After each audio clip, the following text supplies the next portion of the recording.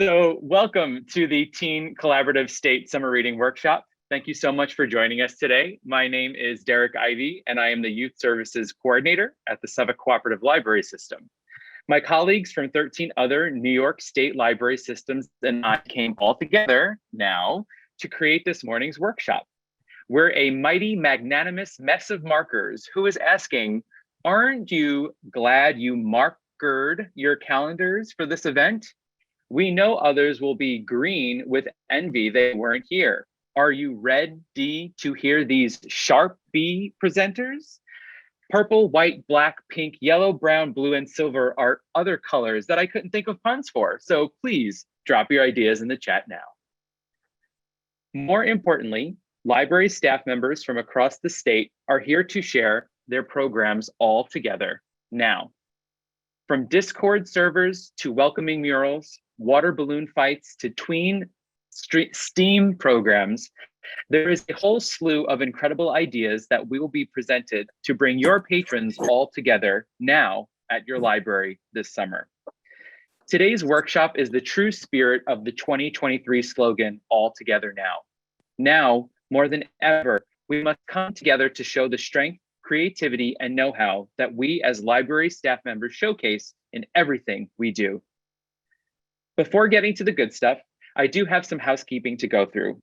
Please take this time right now to change your Zoom name to the name you used to register for today's program for easy attendance taking. That's both first and last name, please. One of the easy ways to do this is to click the 3 dots on your small Zoom video box and click Rename. Each system rep will be sending professional development certificates to their own system. Our presenters today will have a 10-minute block for their presentations. The presentation itself can be anywhere from 5 to 8 minutes. The time left will be dedicated to a Q&A from attendees. As someone is presenting, feel free to drop your question into the chat, but please start it with the letter Q so we know to come back to it. For those who are presenting today, when you would like to advance the slide, just say next slide. For timing purposes, please pay attention to the amazing Jack, who is dressed in white. Yeah, Jack, woo! He will be holding up a 2-minute and a 1-minute warning sign. As a note, we will have breaks throughout our time together. The entire event will also be recorded. The videos will be shared at a later date. So now let's all come together to hear from our incredible colleagues. Up first, let's welcome Heather Massa from East Rockaway Public Library, who will be sharing the program, A Stop on the Pollinator Highway. Heather, when you're ready, take it away. Hi. Hi. Okay, so I'm at a very small public library in Nassau County, and we are part of the Long Island Seed Libraries, which is a group of libraries that all have seed libraries. That's it. And so we talk about like what we're doing with seed libraries. When we started doing a seed library, I don't know a lot about gardening. So we started with just 5 seeds as our giveaway, like 5 types of seeds. Where I live was affected by Hurricane Sandy very badly. And so a lot of people still can't plant in their yards now, 10 years later. It's just too much salt water got in. So we really focus on container gardening. And we try to do like an heirloom tomato, and we try to do things that are great for pollinators and things that are easy for container gardening and things that are organic and open pollinated. Next slide, please. So the Long Island Seed Libraries were concerned because the monarch populations have gone down quite a bit. They're endangered. And monarchs are really, really important to the flora and fauna of New York State and really, the whole world. And the reasons why they're endangered could include insecticide, climate change, and loss of habitat. And so it could be really easy for us to boost their populations. And we're also looking at bees too, but I've concentrated this particular thing on monarchs. So if you can help monarchs, you can help the larger wild population of New York State. And so the Seed Libraries of Long Island proposed the idea to make a pollinator highway throughout the island by giving people seeds and helping them create one plant in their backyard that would be great for pollinators. So if everybody could commit to doing that, we'd be in great shape. Next slide. I'm sorry, I just have to move. I have to move your faces. What is our vision? So at the East Rockaway Library, we do not have a green space. If you have a green space at your library, then you could really easily do this. So we asked our village, we're a village library, by the way. We asked our village to gift us a space in our one of our local parks that we started doing programs in during COVID. We did story times and stuff there. And I just asked for a 3 by 3 feet area. We're starting pretty small. And the library is going to plant an organic pollinator-friendly garden, and we're going to use native plants. And so we are very small staffed. We have 3 full-time people and a director, and everybody else is part-time. So we obviously are going to need some community help to be able to maintain the garden. And we're hoping that we can get the community buy-in. And we are small in size. The community is only a mile square. Our staff is very small and our budget is very tiny. Next slide. Okay, so what are we going to do? Besides planting and tending, we're planning on doing this as an intergenerational set of programs. So we're hoping that everyone will come to help us plant, and maybe we can make a plan to tend the gardens. We'll have our teens making plant markers, probably at the library, watering stations for butterflies and bees. We're hoping to come to the park and do watercolor, like right there in the park, right at our pollinator garden.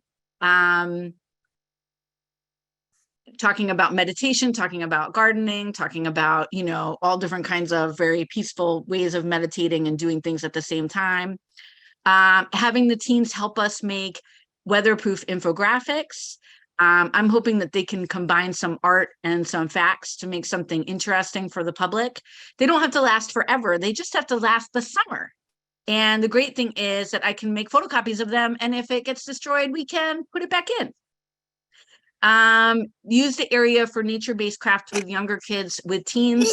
We all know that having teen helpers helps not only increase the likelihood of teens coming in because they want the community service and they want something to do, but it gets our younger kids excited about doing different kinds of projects. So you might have better attendance at things.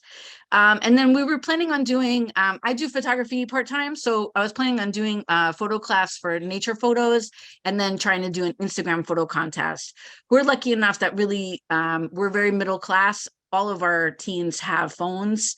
So doing something where they could just use their phones, I wouldn't really have to worry about other equipment. Next slide.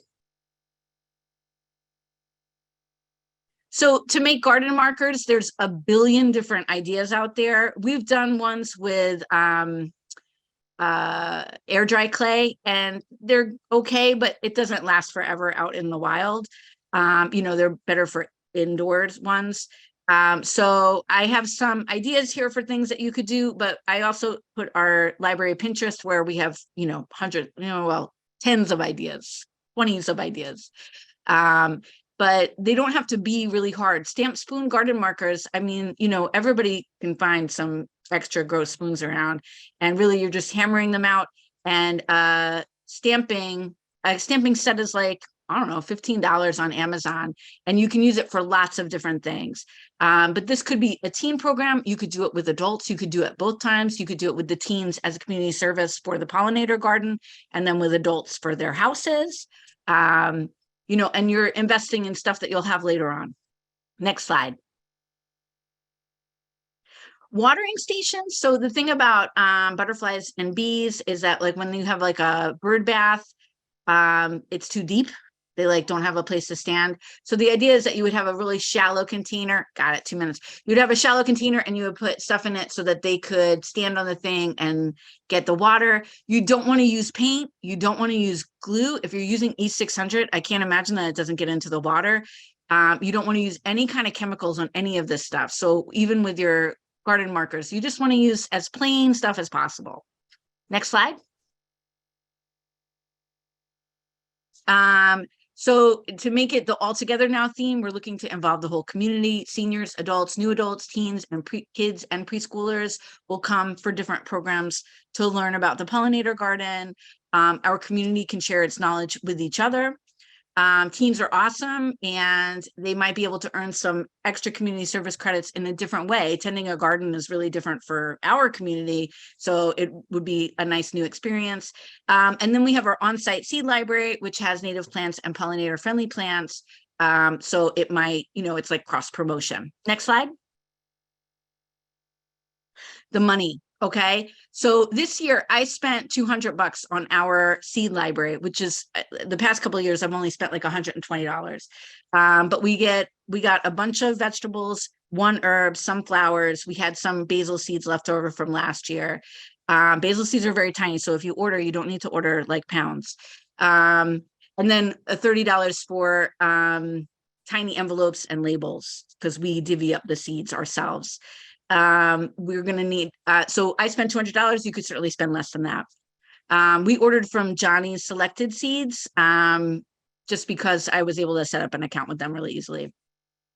We are going to need some kind of a container or border for the garden, and that's going to be around $40. We're going to need some soil.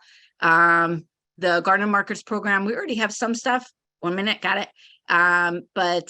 So I would assume it'll be about $40 for that, depending on what kind of thing I'm going to do. The watering station program will definitely be like $20. We'll get some terracotta bottoms. You can ask for donations, but the problem is you don't know what you're getting. And so if I really want organic, open pollinated, when you ask for donations, you kind of take what you get. So I like a lot of control, but that's like my personality. For watercolor stuff, we already have all that stuff, so I would just bring it to the library. And the nature programs with kids, it could be free, depending on what you're going to do. In our Pinterest board for Pollinator Garden, I put some ideas for different kinds of programs that you can do with kids that are pretty free. Next slide. So don't forget that this is all content for you. I don't know if you're in charge of that stuff, but if you are, just remember, take pictures of everything. Take pictures of little hands planting seeds and teens helping. And the teens could narrate short videos about what plants you're planting and why. You don't have to show their faces. They could read a script while you're filming, and you're getting them involved, and they're kind of understanding how to educate people about things. Grown-ups helping in any way. If you can get a grandma, dad, and kid who come together to one of your programs, like, take pictures of it, because it's an intergenerational story. Definitely post any butterfly sightings. That's the whole point of you doing it. And so, make sure that you're celebrating them. And then you can promote any books in your library about gardening, about pollinators, on social media and in person. So, I don't know why we do things, but sometimes I think that I do things to promote the collection. And so this would promote the collection. And you don't have to do everything in this, but if everybody helped a little bit with these pollinator gardens, it would help the monarchs a lot. And that's my whole thing. Awesome. Thank you so much, Heather. I'm really so amazed with how much you can do with such little sort of money, right? With the budget that you're sharing, and how many people you're able to get involved with this. It really truly is intergenerational. For sure. And I'm like a big fan of, if you provide the opportunity, people are going to fill in. You don't have to know everything. People are going to help you fill in stuff. And your staff, there's always somebody on your staff who's great at gardening. There has to be. Yes. It's some kind of library ratio in the world. So you can always ask people, to help you. That's the big thing, right? We got to ask for help. Absolutely. And we ask our community for help. They always come through every time. That's such a beautiful thing. Yeah, there's always someone with some sort of secret talent that can help you in whatever situation. You're getting tons of praise in the chat. No major questions, but maybe keep your eyes on the chat if anything comes up. Thank you so much for sharing this. This is really inspirational. And I think that I'm wishing you luck. I can't wait to see pictures. I'll follow you on social media to see how it all turns out. 100%. Yes, thank you. Thanks, Heather. Have a great day. Up next, let us welcome Megan Gillander from Oneida Public Library, who will share OPL's Amazing Race. Hi, thanks so much. Thank you. So we did this past summer, but this would very, very nicely fit in with the All Together theme for this coming summer. If you could go to the next slide, please. So what it was is, if you've ever seen the TV show The Amazing Race, we kind of ripped that off, let's be honest. We had teens in teams of 2 racing around our small city to complete challenges at some different locations. And our first step of involving the community was we reached out to our local branch of NBT Bank and asked if they would maybe help us sponsor the prizes. Because let's be honest, teens are very motivated by money. So we asked them, and they very generously donated $100 for a Visa gift card for our first place team and $50 for a Visa gift card for our second place team. Next slide, please. And so we reached out, starting with the bank, and then we started reaching out to other businesses and organizations to see if they would be locations to hold challenges. And they were very, very receptive. I worked together with the different businesses or organizations to plan their challenge, and I'll talk about those challenges in a minute. I really tried to leave it mostly up to them, with just a small amount of guidance for me to make sure it all moved along as we were hoping it to. On the whole, everyone was very receptive to this idea. And I had spies, and I will explain that one again a little bit later, but they're more of our community engagement were my spies. If I could have the next slide, please. So for our race, we had our Parks and Recreation Department, a business called Cali 1945, which is a local cheese shop, our Oneida Office Supply Store, a Bogardus Performing Arts Center, which is a dance and theater place, sorry. And our YMCA held a challenge at one of our local elementary schools, because our YMCA is located across a major road and way up on a hill, and I wasn't going to have the kids walking across that pretty major road. Next slide, please. So to start off the race, we began at our library, and each team was given matching bandanas, and I asked them to place it either on their arm or on their head. And this way they were a little more visible, and also for my spies to be able to find them easier. I also gave each team a little map of Oneida with an outline for a boundary of the places where they would be going were all contained within it.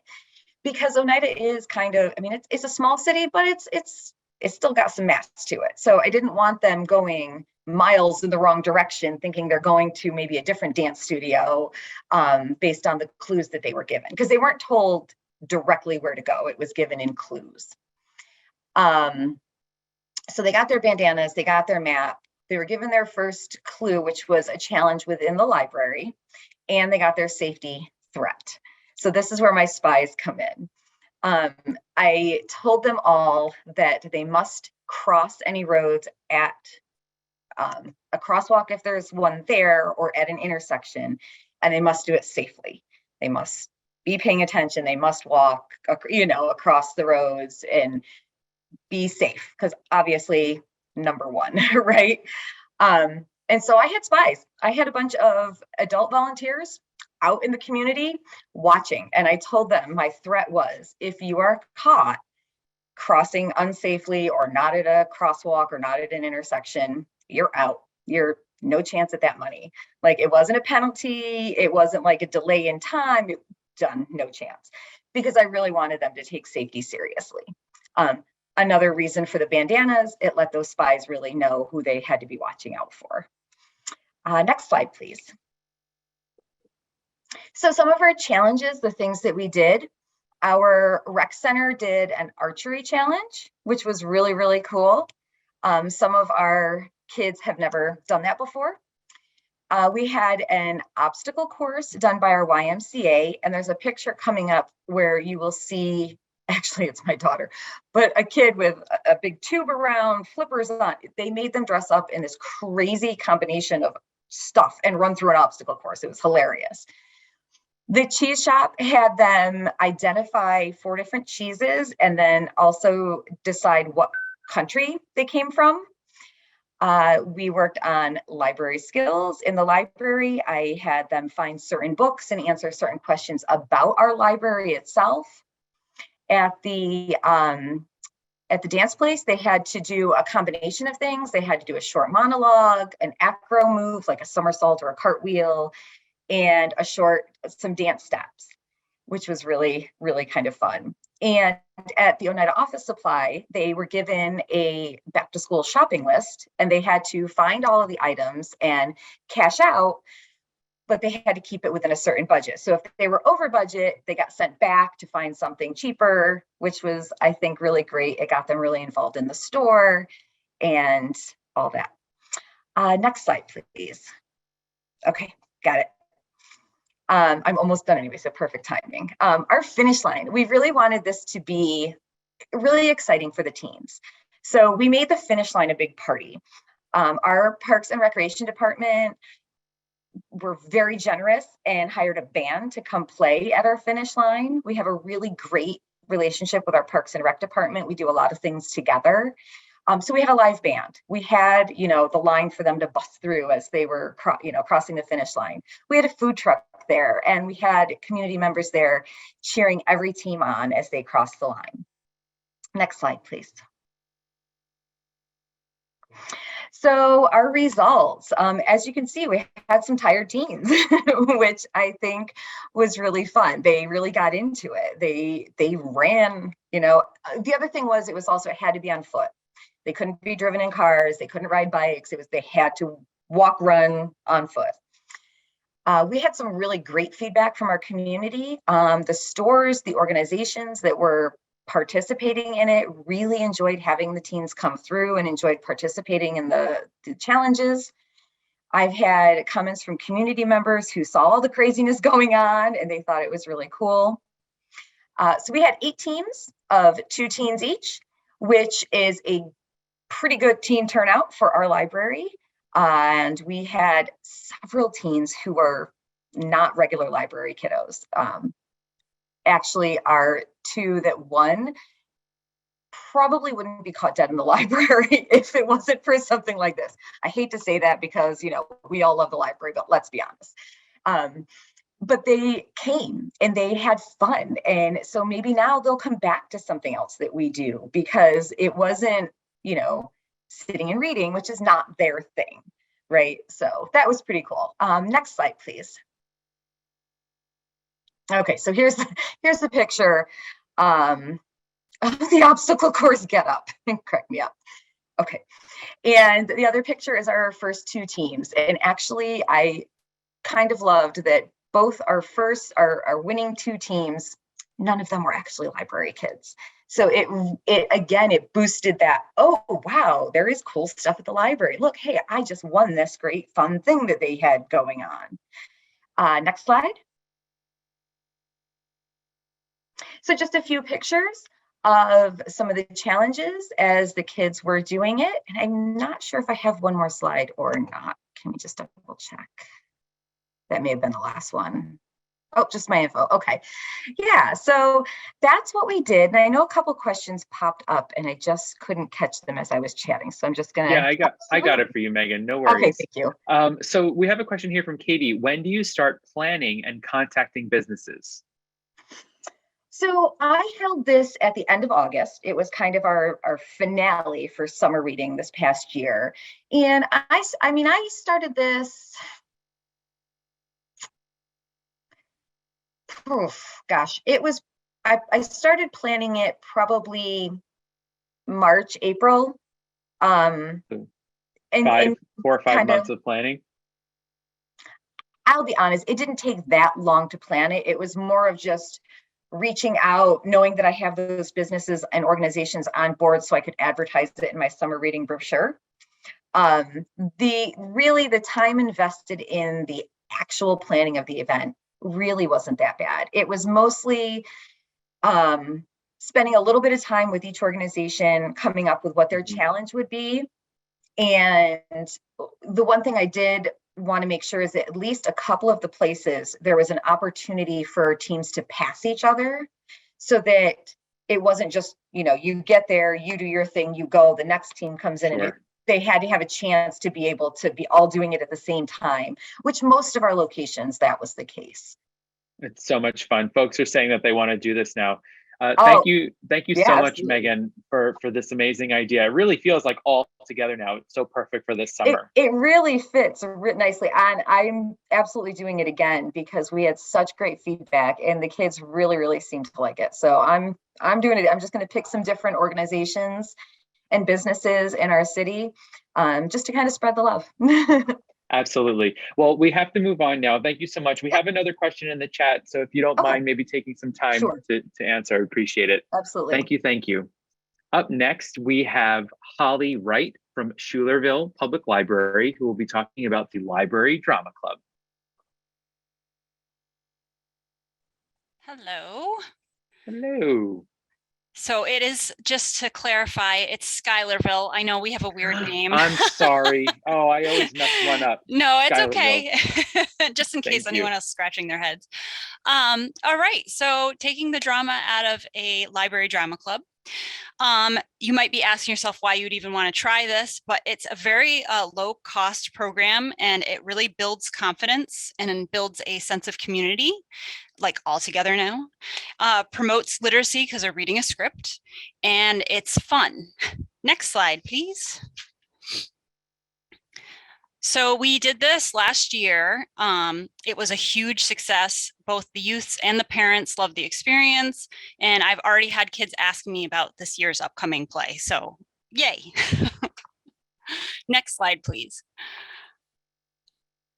So things to consider before the first day. You're going to need a script. You're going to need a venue, so a place to have it. You're going to need costumes, though they aren't essential, but they're nice. Registration is essential, on the other hand, because you really need to know how many kids you're going to be working with. I capped mine at 15 just because I'm the only one doing it, and I felt like a smaller amount would probably be best. If you're going to do a bigger amount of people, you're going to have to, not everyone is going to be on stage. There's going to have to be a lot of people working in the back. And then deciding on meeting times and days. I did 2 times a week, and an hour for each session. Next slide, please. So your script, this is probably the most challenging. You can purchase them online, but they cost you, and I was going to research for you how much that costs, but I forgot. So I know it costs money. You can write one though, which is what I did.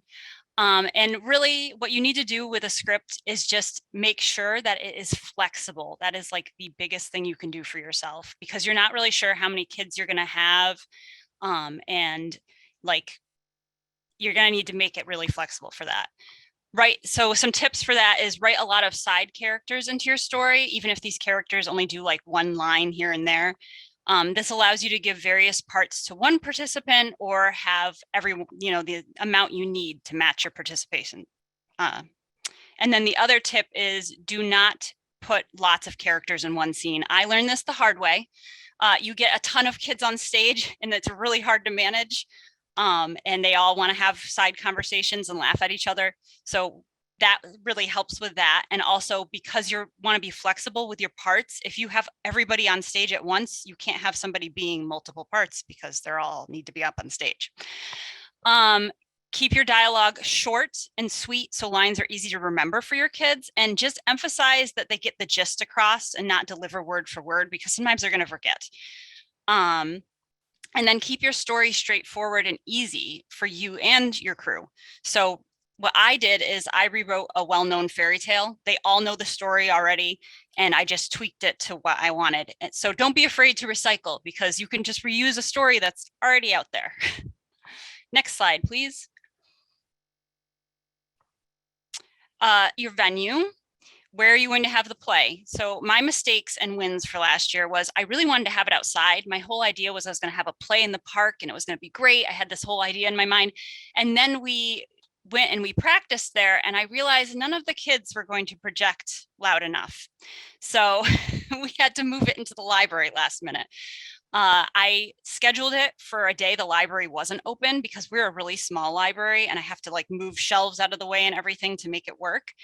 It went perfectly because again, we're small. So even though some of the kids were still kind of almost barely speaking loud enough to hear, most people could still hear them. And for scheduling, you might want to do it, like I said, on a day that you aren't open or a day that there's less people in your library, depending on the space that you have. Next slide, please. Okay, costumes. I'm really lucky because I collect costumes. Like every year I go around during Halloween to secondhand shops and collect them because I've had movie making programs and I personally have a thing for costumes and cosplay. But you can also ask your community. You can ask your local theater group. You can ask, just patrons that come in. And if you don't have costumes, really, they're not essential. You don't have to have them. You could ask participants to make them at home. A lot of times parents are willing to do that extra step or even buy them. You could keep costumes limited and just create some in a one-day workshop using just various stuff you have around. Like we all have those random things that you could just turn into. Like I made a anglerfish costume out of a hard hat and I just had like this little thing coming down with pipe cleaner. It was very funny looking. The kids loved it. Or you can just skip the costumes and just ask kids to wear something from their closet that they think is going to best fit that part. All right, next slide, please. Sets. They're really not super essential, again, like the costumes. We bought one ocean scene backdrop that cost us $10 that we used last year. But you don't have to have a backdrop. You could even just get a tablecloth and put it up back if you really wanted to have that feel. But if you have kids that are interested in set design, you can just grab some cardboard and paint and let them have at it. And that could just be another added element. Especially if you have a large group of kids that are interested in this, because then you can have different, actors and set design and costume design and all that fun stuff. So this is definitely, mold it to you. All right, next slide, please. All right, so for our meetings, every meetings, we would do two things. We would do a fun warm up or icebreaker, and I'm going to share that at the end. Thanks. And then we had a line reading and practice. So we would just read the script together. Next slide. All right, divvying out parts and duties. This is a harder one. So you have three ways you could do this. You could choose the parts for them. Don't give the participants any options. That's probably the easiest if you have a really large group. Or you can allow kids to choose their top 3 parts that they would really like to do. And then you can kind of figure out where you're going to divvy them out that way. Or you can do auditions. I don't really like that because then I feel like kids feel let down when they don't do well enough. And I just don't like that. So I don't suggest it, but you can do it if you want. And don't forget, if you have enough participants, you can have them work on other things. So if you don't have enough parts, don't panic, find other things for them to do. There's always something to do in a play. All right, next slide, please. All right, so for our first meeting, we started with a warm-up icebreaker to get the kids, together. Then we sat in a circle and we read the script. We took turns going around, just everyone reading a part, just so I could get an idea mostly of who my kids were that were like extroverts and introverts and, give me a feel for their personality. And then I sent the participants home with a letter to them and their parents that gave outlines of expectations that I had for this and how everything would work. And again, I had them pick 3 parts that they would be most interested in and tried to work around that. Next slide, please. Okay, the play. Do a dress rehearsal. Don't skip that step. And practice the bow too, because when your kids get to the end, they're all a mess. They need to know when to bow. Make changes based off the rehearsal. Because I had a small enough group, I made a poll to figure out the date and time of the play, but that might not work for you. So again, work with it. 1 minute, got it. Let's see what's else important. Be prepared behind the curtain to feed kids lines. You will need to do it. it's going to happen, and we want them to just have a good experience. This is not Broadway. Like, it needs to be fun. So we don't want to set them up for failure. Just hang out and be ready to deliver lines. And if you can I forgot to add this, if you can get someone to help you backstage, it'd be great, because kids love to goof off behind the curtain. All right, next slide, please.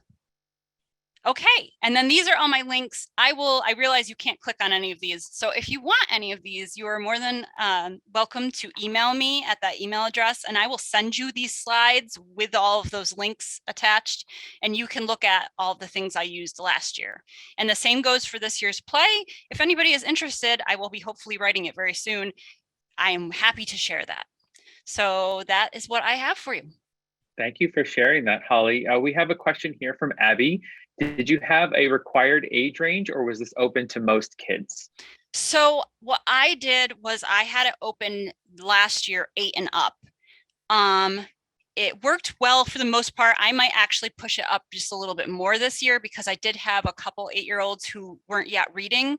And then I felt really bad because, during any time we were reading off the script, they felt very lost. And I didn't want anyone to feel embarrassed like that again. So, and I might also put in there that reading or a helper to help read might be best if, anyone has any issues with reading.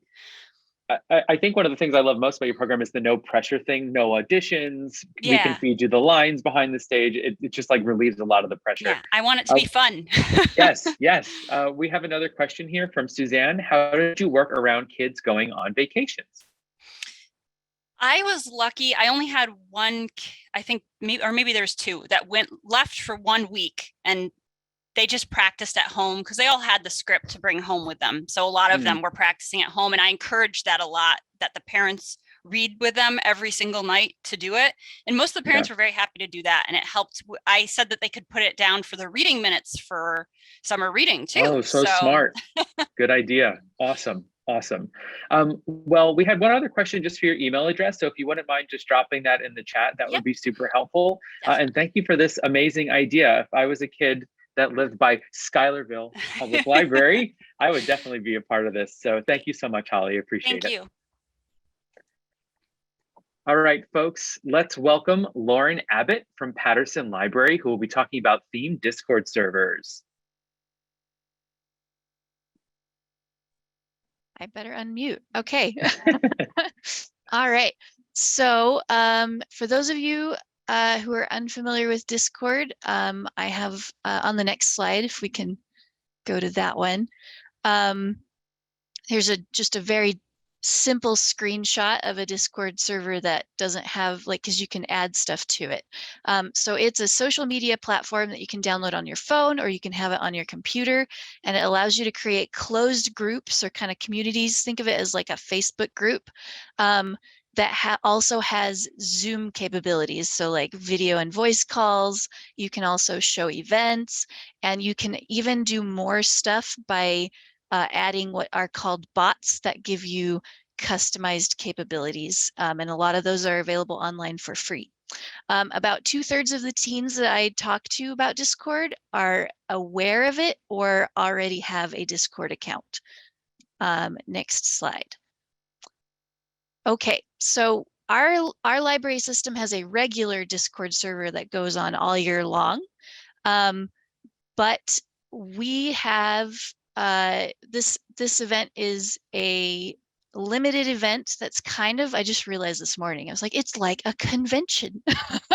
So basically think of it as a convention, an online convention themed around a book or a genre.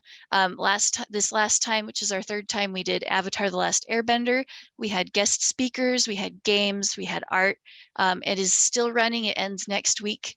So that's what this presentation is about. Next slide, please. You'll see here, like the easiest way we've found to get teens on Discord is these little QR code flyers, or having a Google form on our website for them to fill out.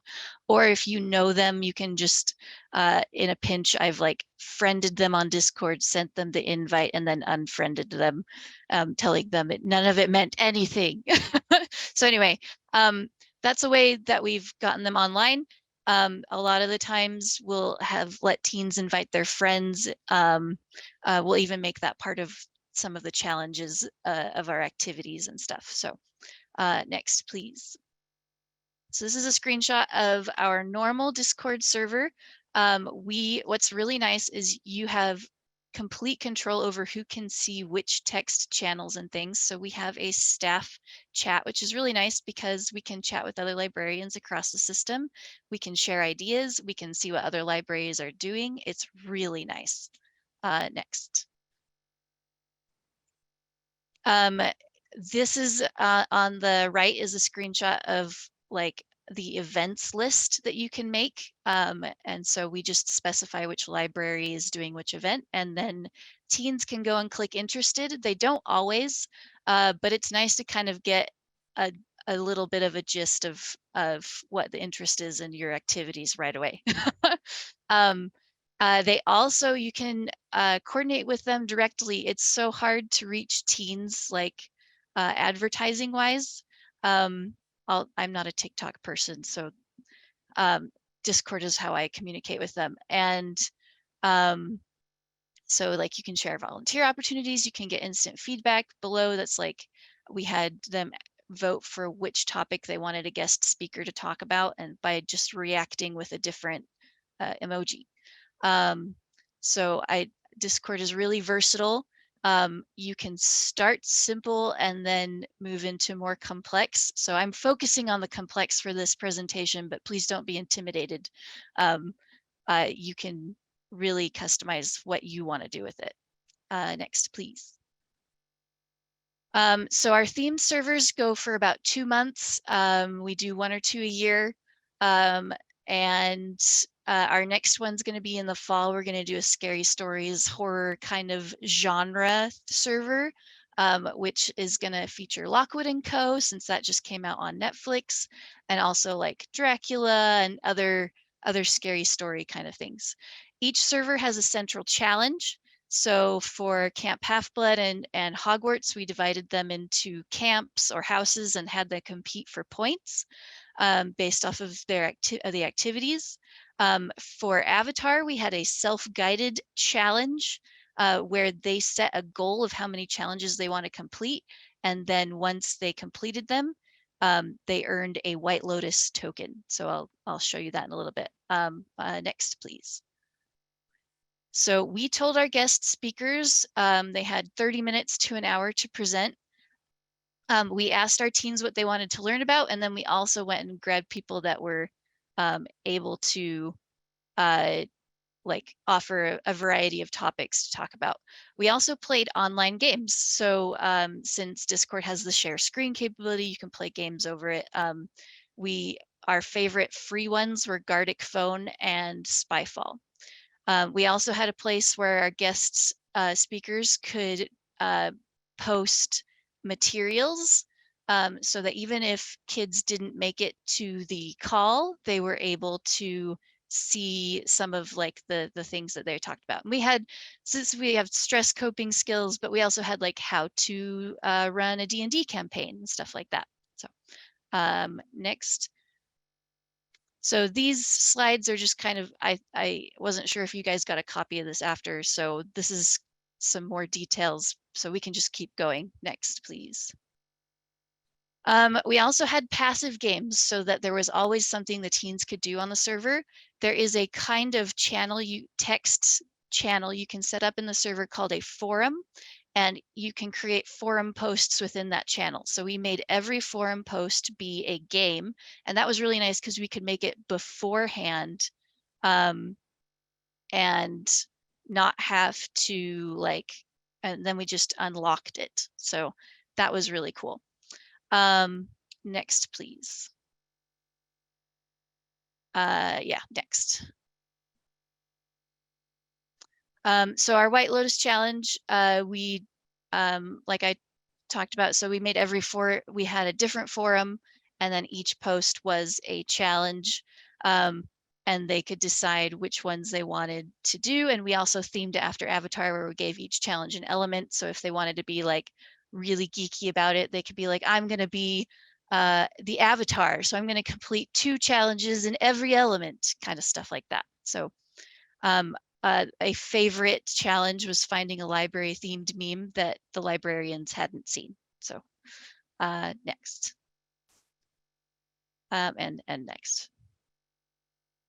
Okay, we also had, this is kind of like the real participation of the server, I feel like consistent, was the art and conversation prompts.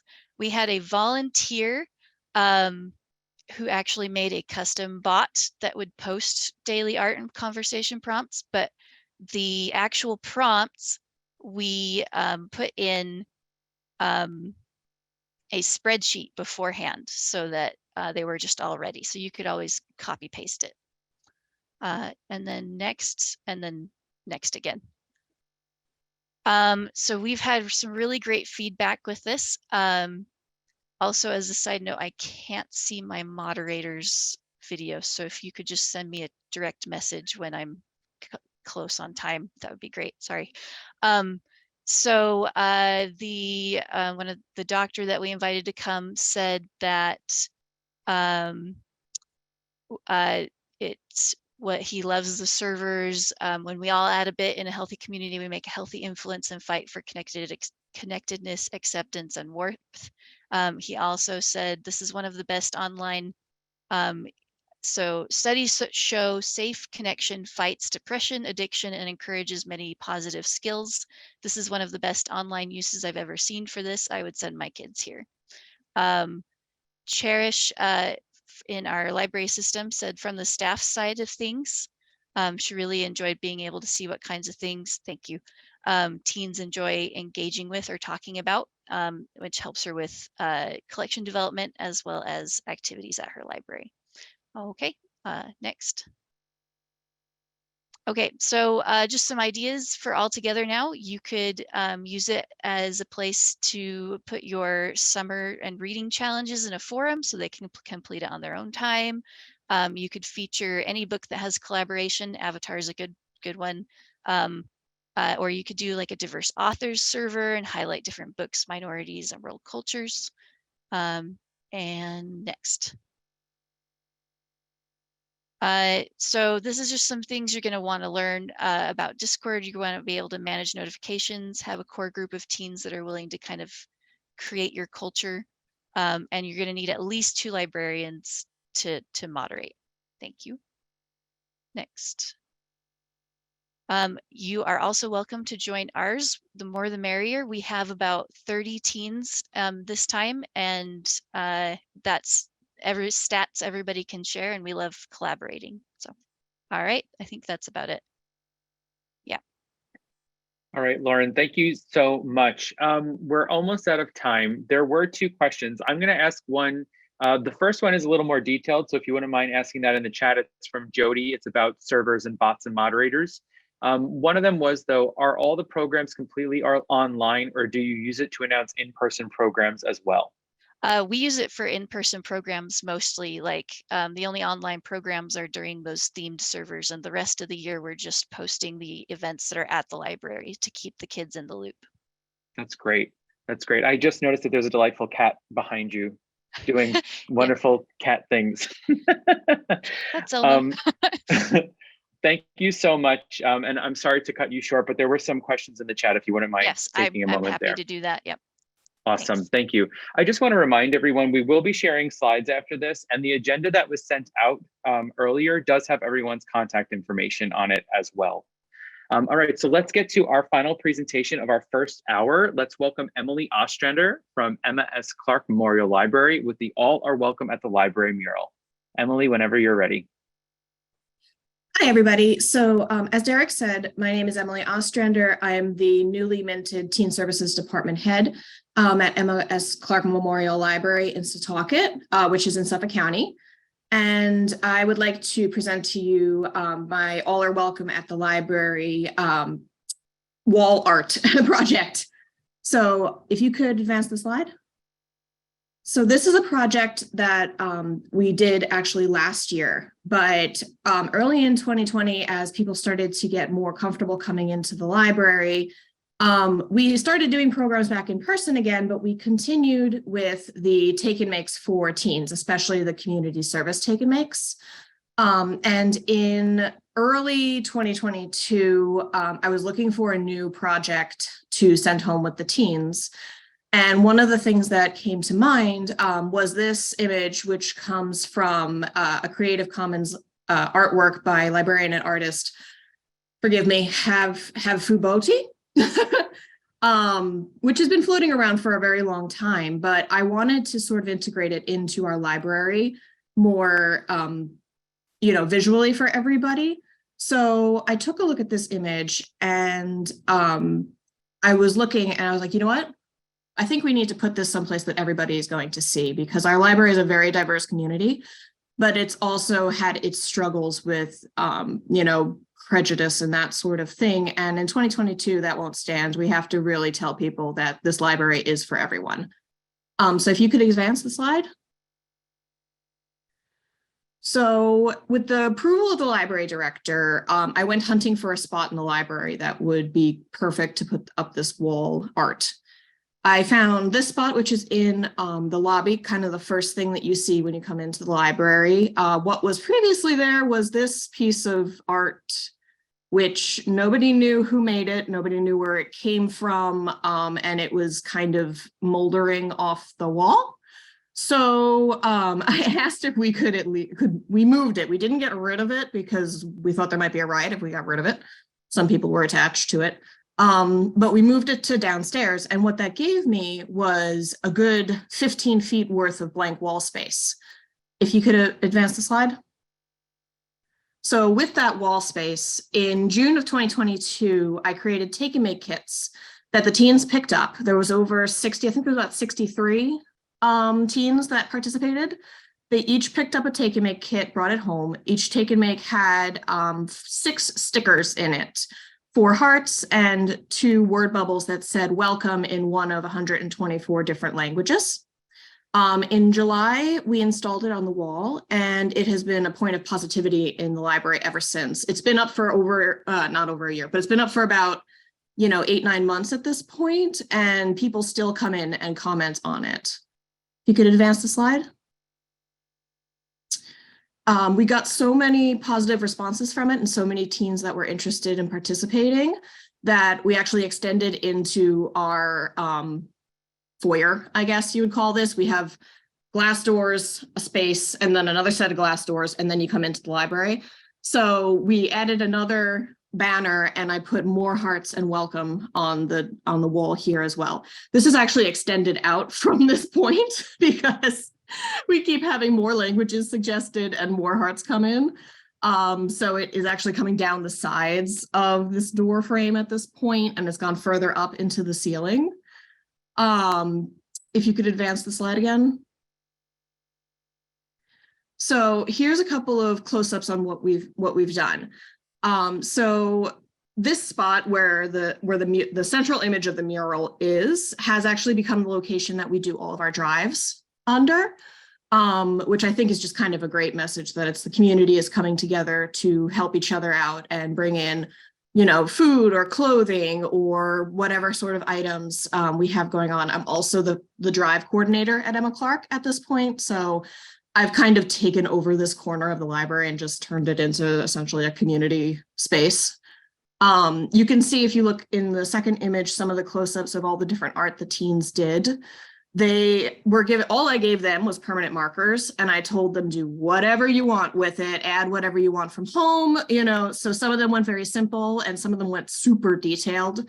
I wish I could zoom in on the black heart over on the left side with the flowers, but that is such a detailed image. I'm not even sure how the teen did it with just markers. If you could advance.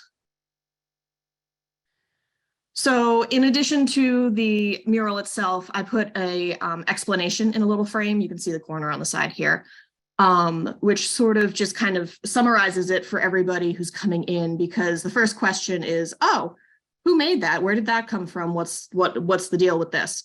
Everybody loves it, but they want to know what the background of it. So you can read that on your own, but the point I want to point out for you is the end sentence The motto of our library is the heart of the Three Village community.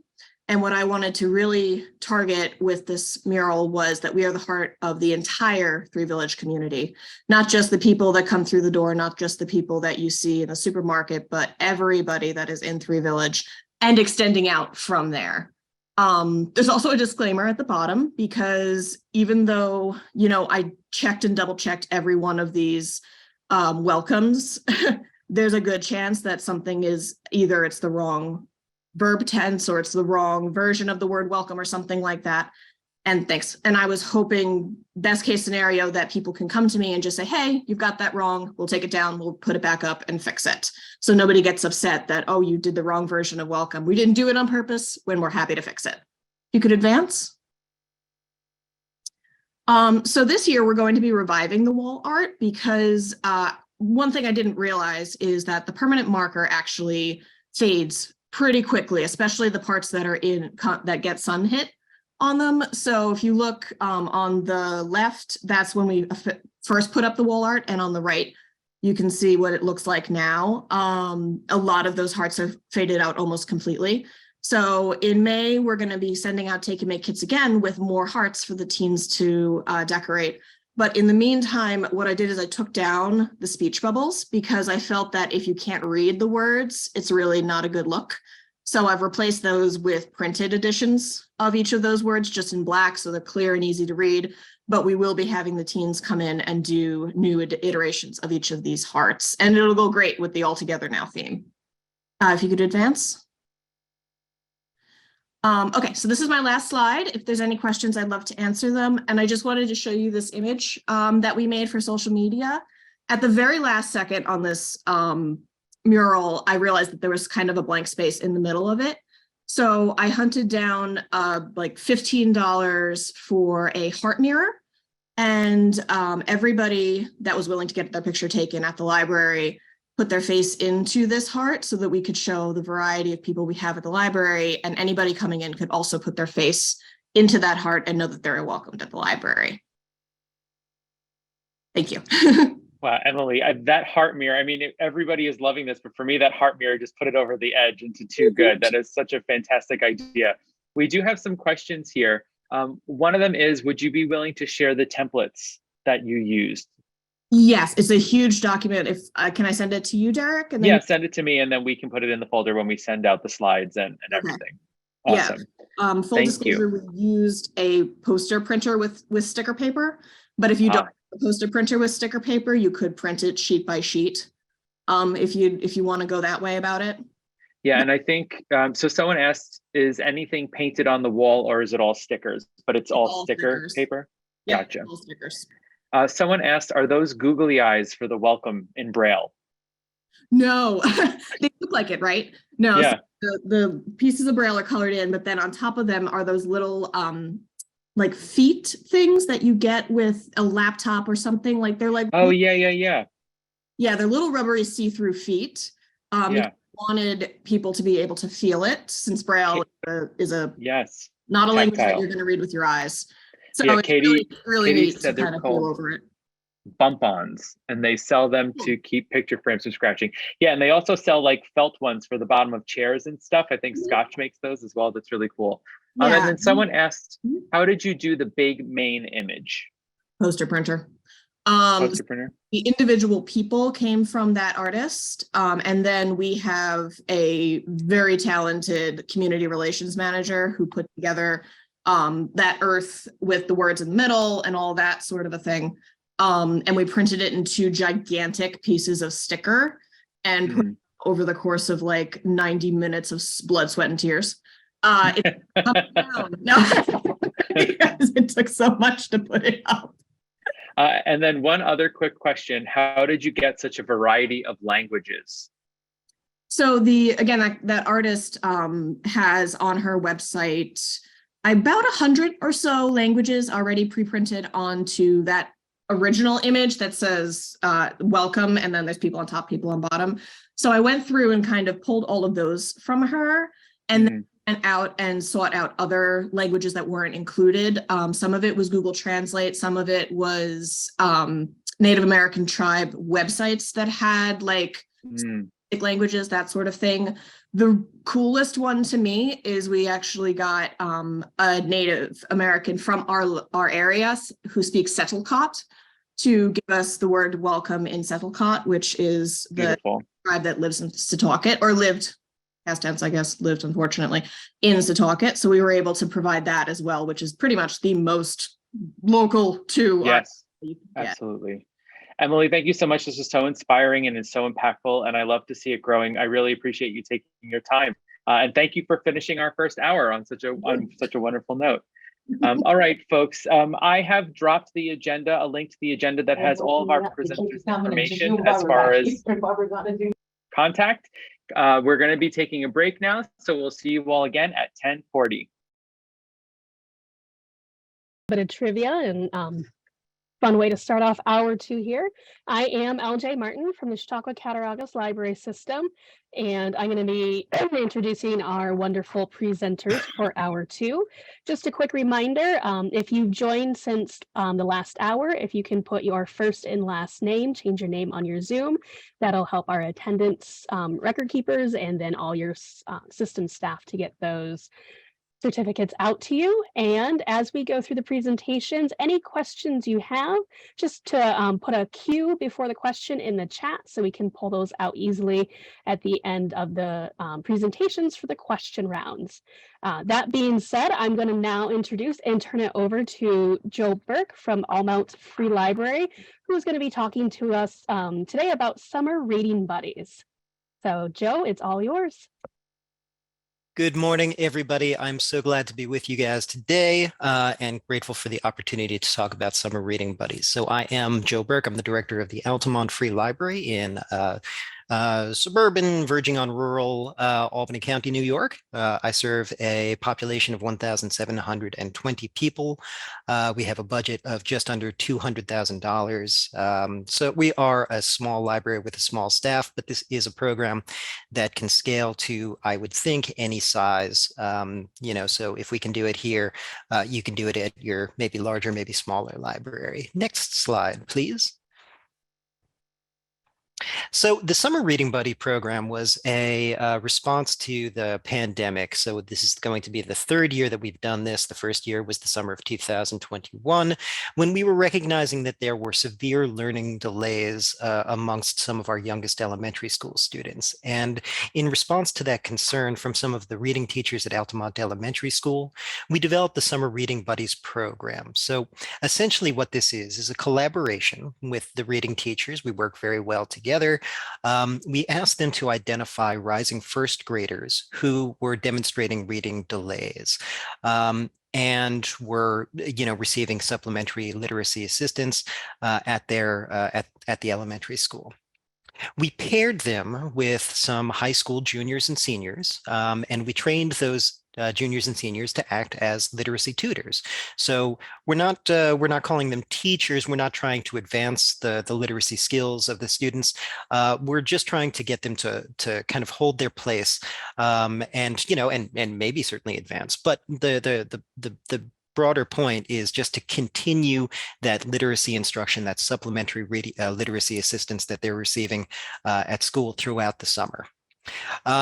We scheduled weekly meetings between each student and tutor pair at the library. And at each meeting, next slide, please. At each meeting, we would organize a curriculum where they would play reading games. They would practice sight words and practice their handwriting, which is so important. They would read aloud to one another. You take this page, I'll take the next page. We trained the tutors in how to gently, persuade students through difficult words and reading challenges. We had them browse the library collection together for books of interests. We know both the students and the tutors, and the students in particular, really well. So we knew what kinds of books were going to be of interest to them and what their basic reading level was. So we were always trying to find appropriate items for them to take home with them. And then in addition to that, they would also take home practice materials, basic homework and things that they could do in the week in between sessions. So that was kind of the structure of a 30 to 45 minute weekly meeting. Next slide, please. It worked out really, really well for both the students and for the tutors. The students get reading practice, they get support and assistance in their reading struggles. They get an older kid to look up to who's in their community. And, for a lot of those kids, they've got a new hero in their life and they follow these kids around the village and want to be their best friend. It's super awesome.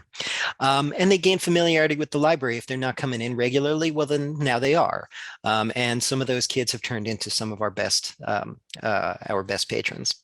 The tutors, on the other hand, get NHS volunteer hours or other hours that they can use towards graduation credits. They get teaching experience maybe for the first time in their lives, and they get an opportunity to be a mentor and a role model, and really in particular to build that empathy muscle that is so needed in the world right now.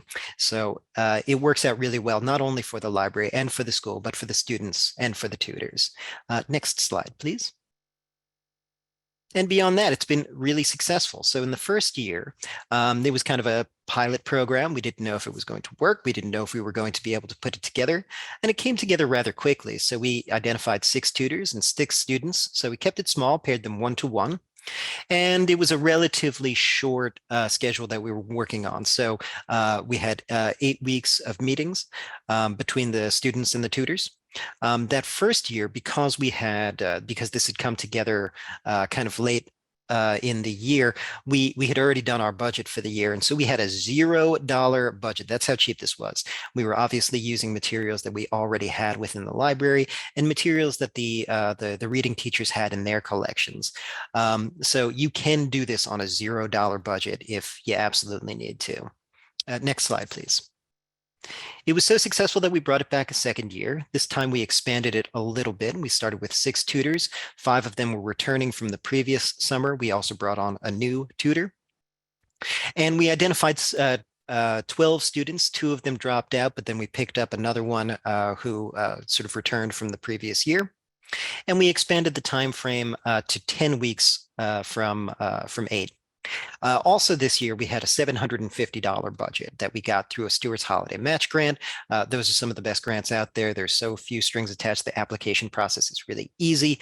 And with that $750, we were able to buy leveled reading books that we keep as a collection here that mimic the kinds of materials that the reading teachers use during the year. So in some cases, it's exactly the same text so that the students will see a lot of the same materials and they'll have that continuity of their experience. We also bought whiteboards and markers and magnet boards and letter magnets that we used to do some of the literacy games. Next slide, please. And it's been super successful. We've got an excellent program evaluations from the students, from the tutors, from the students' parents. We've gotten helpful ideas for each successive iteration of the program. So every time we do this, we learn something new that we can use to carry it forward.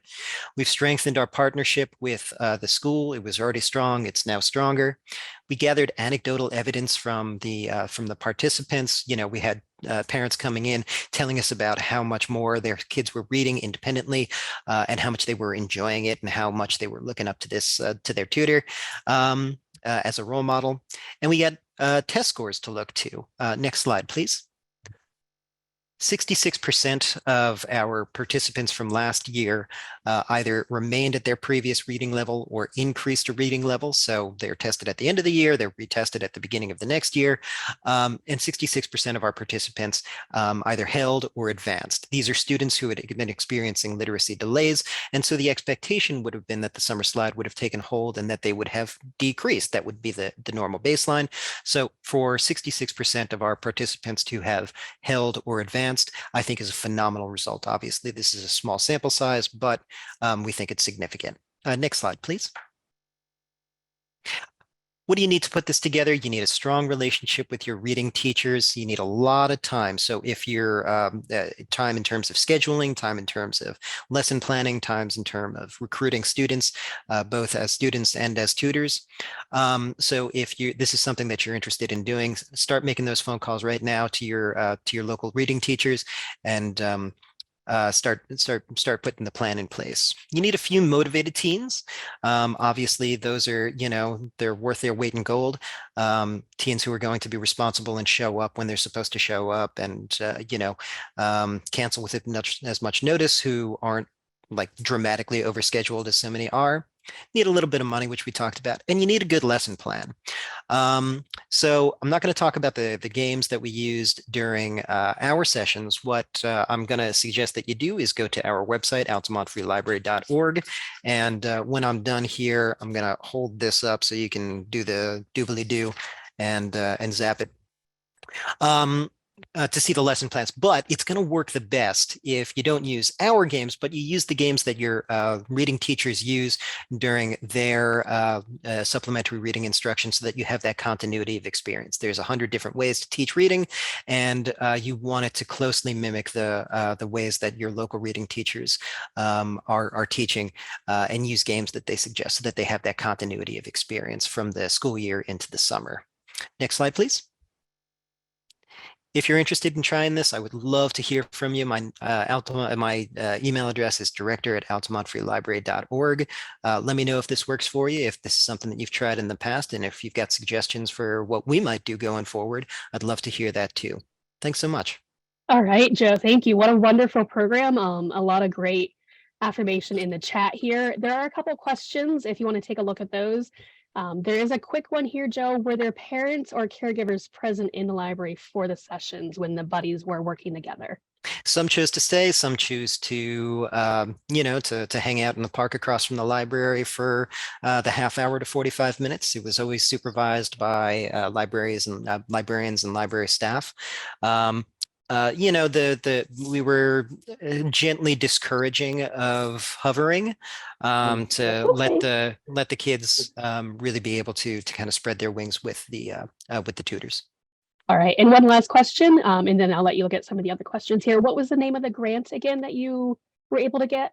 A Stewart's Shop, Stewart's holiday match program. So if you go to Stewart's, there's I guess I'm talking to folks from around the state. So Stewart's is 7-Eleven. It is, gosh, I don't think I've ever had to explain what Stewart's is before. So Stewart's is a local convenience store. It's a chain throughout most of upstate New York, and it's fantastic. Best ice cream in the world. And they have a annual holiday match program where you drop a buck at the counter. They raise millions of dollars every year. They distribute it through a really simple application process. But there are obviously other grants that you can get, bullet aid from your local legislators. There's lots of ways that you can find. It doesn't cost a whole lot of money. Developing a budget with your literacy coaches and your literacy teachers for even $500 will get you, the graded readers, the whiteboards, a lot of the stuff that you've already got knocking around. All right, thank you so much for that and for all that information. Can I just really quickly give a tremendous shout out to Amanda Shavoni, Shavuli, for doing such a great job with the advancing the slides. I really appreciate it. She is doing an awesome job with that. Thank you. All right, we're going to move on from Reading Buddies over to board games. Our next presenter here is Katrina Holfield from Vallage Cottage Library. So over to you, and tell us what you got about board games. Hi, so I'm just going to quickly talk about how to build a circulating board game collection for your library, how to organize it, how to catalog it, and some in-house usage for programming. Next slide, please. So why board games? Well, if you need some buy-in from administration, they're great for a wide variety of ages, families with small kids, older folks, everyone in between, definitely teens. There's a lot of study in this area about how gaming and learning for teens are a really great fit. And let's not forget that you can also just have fun and relax and connect with your teens through board games. Next slide, please. Okay, so where do you start if you don't have any board games? I play a decent amount of board games, so I had a pretty good idea of what kind of things that I wanted to include in the collection, but is there a game that you've seen your teens play, talk about with their friends? Like maybe that's something that, you know, you could kind of hop on the bandwagon with. You could ask your colleagues also if they play games. Maybe they have one sitting in their closet that they haven't ever opened, or maybe they are big into board games and are looking to kind of refresh their own collection.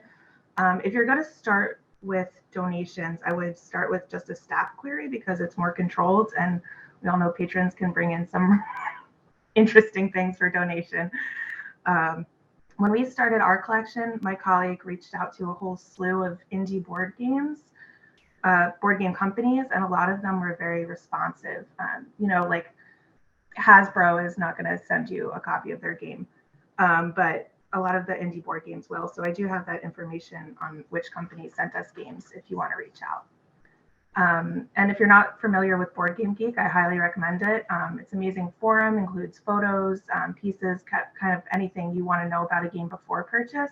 So it's probably more helpful after you know what you're looking for, but it's a great resource. Amazon bestseller list is also kind of helpful. If you already have games, look at maybe some of them get played, maybe they don't circulate yet, but if they do circulate, which ones go out? So what are the people interested? Simple family games or strategy, etc. Next slide, please. Okay, so this was the kind of tricky part for me, a step you don't necessarily have to take, but I do think it really helps. What I wanted to do was create a system where patrons could figure out what they were looking at, because a lot of them who come to the library and want to check out a board game don't play board games, so they don't know what to expect. So I wanted to give them a sense of what they were getting into, and B, how difficult it was going to be for them to learn and or teach. The problem is that there are a ton of ways that you can categorize board games, and there are subcategories within those categories, but too many categories is also confusing. So I considered things like themes, mechanics, how many players were required, was it cooperative, competitive, and I wanted to make sure that I could everything I potentially bought in the future could fit into those categories, and also find a place for everything that I already had. So this is what I ended up with. I'm happy to share the template. Party games, quick card games, strategy games, and casual gaming. And I just kind of added a very brief explanation to those categories to kind of give the browser a sense of what they were going to be getting into. And because I wanted these to be labels for the games, I gave each category a color, which I'll see in a different slide. Next slide, please. Okay, and then the other part of my categorization was giving it a difficulty rating. I think a lot of people, and certainly teens, can be put off by something when it doesn't meet their expectations. I didn't want anyone to take out a game like Dead of Winter and be like, oh, cool, zombies, and then feel utterly bewildered because it's not a simple game to learn. This was another place Board Game Geek really helped me. They do assign difficulty on a 1 to 5 scale based on community ratings. So I kind of took those ratings into account and I made it a little simpler. And this is what I ended up with. So this is posted right next to the collection. And I do think it's very helpful for people to kind of get a sense of what they're signing up for when they're picking up a game that they're unfamiliar with. Next slide, please. Okay, so the labeling and processing. This is the tedious part of a circulating board game collection. A lot of board games have a lot of pieces, and that's definitely something I take into account when I'm looking at games to purchase for the collection. Sometimes it can't be helped. So here's the labeling that we came up with. This goes on the top inside of the box or wherever is most comparable. So you've got the barcode, there's a little tag just to check for the game instructions. And then a lot of games come with, within the manual or the handbook or rule book, they have like a list of the contents. So we just kind of take photocopy that part and put it in there. And then the other thing is an inventory of game pieces, which is a great, it's not a very glamorous task, but checking the game pieces is a great teen volunteer project as well, because it could really make a difference if you don't have all the pieces. And then I kind of bought all these little bags, and all the bags are labeled with what is supposed to be in there. So it's for, you know, ease of use, item checks, and if you're sending it out into the world, it's better if it comes back. People are more likely to put it back in the bag if you provide that for them. Next slide, please. Okay, so where to put them? I know space is always a concern. I get it. I really do. Thank you, Jack. So that could even fit into your collection process. Like, okay, I can really only house like small card games. That's fine. So we started out on top of a low shelf right behind the information desk. The freestanding board games, I don't think are a great idea. When the games are propped up like that on their own, kind of affects the boxing eventually. So what ended up happening in the after picture there, a lot of our print magazines were being, you know, they're weeding themselves, basically going digital. So we utilize that space, and we're able to shelve the games. It's much neater, I think. It's less distracting, and you can see all the labels. We did consider splitting the collection and putting some in the children's room for families that maybe don't come into the main part of the library. But eventually we decided to keep them all together. But you know, there are options for you if you are space hungry. Maybe start them out in the teen section and see if they get any use there. Next slide, please. Okay, so the budget and the time is very flexible to your library. Like I said, there are donation options that you can utilize. Most popular board games are going to be between $10 and $60. So it depends, you know, how big you want to go. The bulk plastic baggies, which are a must, you can get on Amazon for less than $10. There's the ink and the labels, so that does take some time. The biggest time sink really was the coming up with all the categories and the difficulty ratings. So, but yeah, I mean, Amazon is good, but maybe you have like a local game shop that's like willing to donate one or two, or have some good suggestions for you. So, next slide, please. Additional considerations. You want to come up with CERC rules. So how many can you borrow for how long? Are you attaching any fines or damage costs? Challenges we came across. Sometimes the pieces get missing or limited use items. Sure. So you might have to, you know, come up with like replacement, you know, timers. I bought like a 5-pack of just minute timers, or just in case. The meeples you could probably substitute. You can get creative with it if you really have to. And some of these games, if you request pieces, they will send you additional pieces. All right, next slide. And just some tips for board gaming with teens, because obviously you can do a program. I had to include Arkham Horror. It's my favorite game. Give them options, but also be prepared for what they choose by playtesting it first, because it's a slog. You don't want to have to go through all the rules yourself and then also try and teach it at the same time. And look at the size and age range of your group, because some games are better for older teens and some are better for tweens. That's a little self-explanatory, but definitely play test. All right, next slide, please. And I just wanted to give you some of my ideas in the theme of All Together Now. You've got some great cooperative games. I would highly recommend Pandemic. I know it might be too soon. Mysterium, Betrayal at House on the Hill is also great.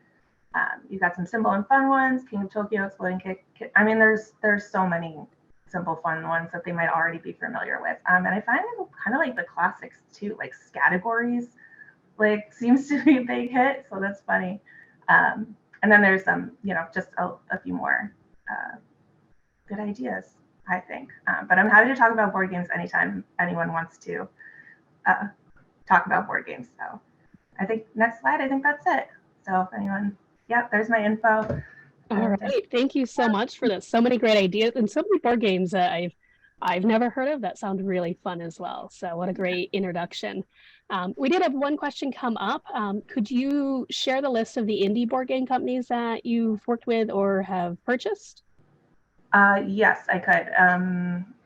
It's a lot of it is like notes and handwritten and stuff like that. So if anyone wants to email me, I'm happy to put it together. Perfect. And just a reminder on that time schedule that was given to you, everyone's email is on there. So you have a way to reach out and find out more about board games and all the great things that you've put together with that program. Thank you for sharing.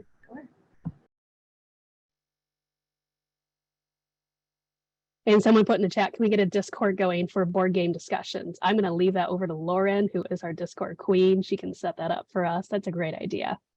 We're going to move over to Teen Culture Night with Daphne Levy from the Franklin Squared Public Library. Can Excited you to hear me? Yes. Oh, perfect. And your slides Okay. are all up. You're ready to go. Okay, so my slide is Culture Night. It originally was Teen Culture Night, but I thought after the fact, it all fit together under the theme of All Together Now. So this is more just a retelling of what happened, and it's something that can be easily done in the summertime, anytime during the year. It doesn't have to be done at a particular time like we did it. Next, please. So what happened in my situation was that I'm new to this library, I'm new to being a teen librarian, and as I was sitting at the reference desk, I noticed 2 high school students who needed some help. I offered them the help they needed, but then I started talking to them, and I mentioned that the library is a place where we would like teens to come, and we have our meeting room, and we like to put on programs, but I'm open up to suggestions and to collaborate on any events that they would want to do. So next slide, please.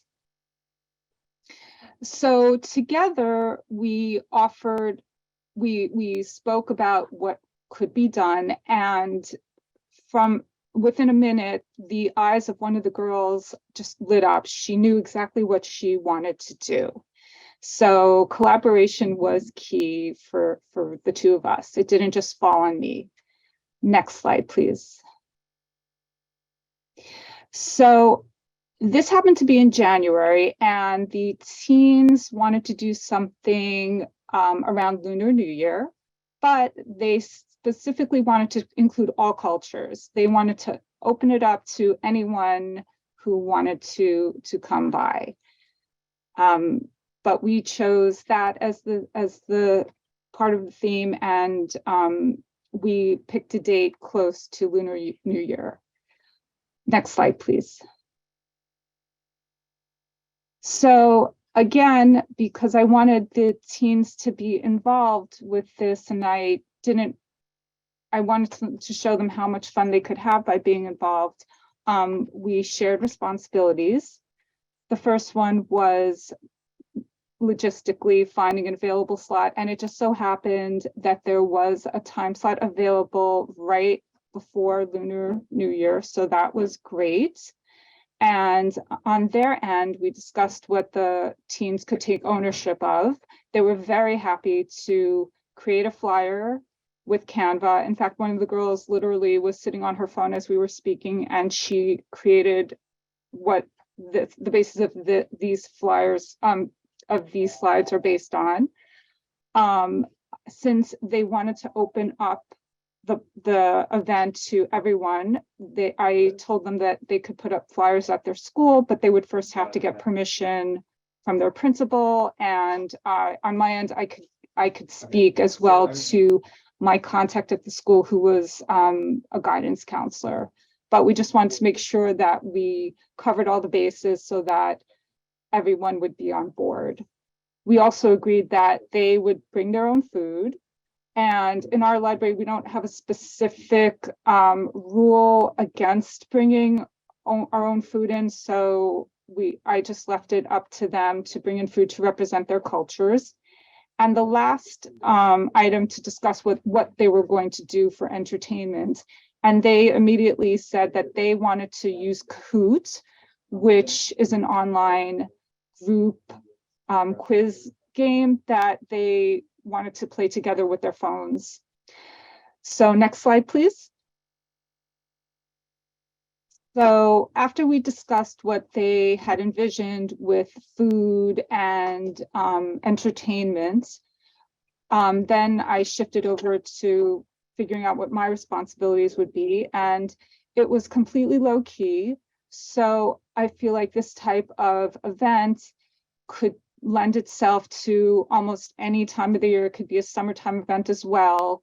It's very simple and easy to pull together. I basically used whatever we had already on hand: tablecloths, tape to hang the decorations that they bought, We had the meeting room. We had the technology for them to hook up their laptop and to use a pull down screen for all of them to see the Kahoot screen. And then again, I liaisoned with the school guidance counselor just to make sure that everyone could be invited. However, in the summertime, I would probably not have to do this, and this could be, that step could be eliminated. Next slide, please. So this is a picture of everyone playing Kahoot. They stuck to questions relating to foods of the world, just things related to everyone's background and culture, and they seem to have a really fun time. I left them alone for some of the time because I didn't want to hover too much, but I did come in every once in a while to check up, and they seem to be having a great time. In addition to this being all together with cultures, I felt like it also epitomized the sense of being all together. There were introverts mixing with extroverts. They felt very comfortable just being expressive and dancing and just roaming around and having a good time. Next slide, please. So I had no expectations of how it would go. I honestly was relying on them for a lot of it, and they ended up having a good time. I didn't overthink anything. People were happy to play along with each other and to taste each other's foods. The teen organizers did come up to me at one point and asked if they could stay longer that evening, and we said that would not be a problem. They asked if they could do it again next year. That was not a problem. When parents walked into the room, they were so happy to see all these teens showing up and having a good time. And like I said, there were times when I was not in the room, but I could still hear them from outside, and it sounded like they were enjoying themselves. Next slide, please. So this is all these pictures here are examples of the actual food that they brought in to represent their different cultures. They had rice balls, they had dumplings, they had baklava, they had other mango lassi drinks. And they had some packaged items, but not too many. Most of it was made at home. And that's about it. Next slide. And this is some more pictures. Here's the mango lassi. I want to thank you all for having me. And if you have any questions, you can contact me at my email address. Thank you. All right, Daphne, thank you so much. I just have to tell you, you've made a lot of people hungry though with all the food that's on those slides.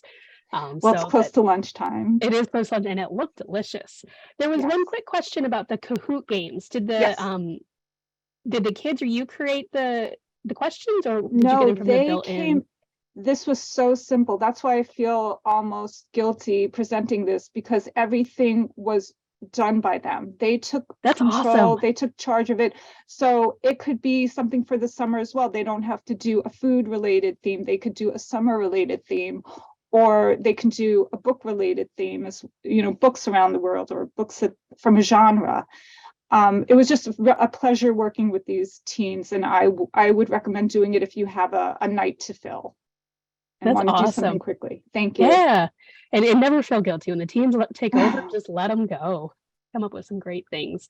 Thank you so much, Daphne. That was wonderful. Thank you. And for anyone else who has any questions that come up, reach out to Daphne. And we're going to move into our next presentation, The Great Gardens of West Babylon, presented by Kasari Mitchell from the West Babylon Public Library. Hi, I'm Carice Mitchell. Sorry about that. No, it's okay. I want to apologize. I'm actually home quarantined with COVID. So I'm sorry for my voice, my appearance, but I'm going to do my best to get through everything. So this is the Great Gardens of West Babylon. Next slide, please. So this is actually a take on the Hanging Gardens of Babylon. I'm from the West Babylon Public Library.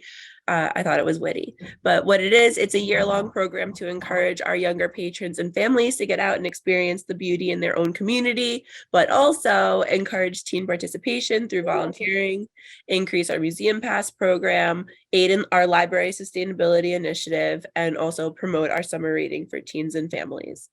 Next slide, please. So this was all about community connections. There's kind of two parts about this that I'm going to go into quickly. So we're like 3 miles from Belmont Lake State Park. I'm on Long Island. So this is like right on the South Shore. They have like a really pretty lake, this like really nice loop. And we have all of our Empire passes, museum passes that obviously adult library holders can check out. So I was trying to think of a way to kind of combine the two of them. Next slide.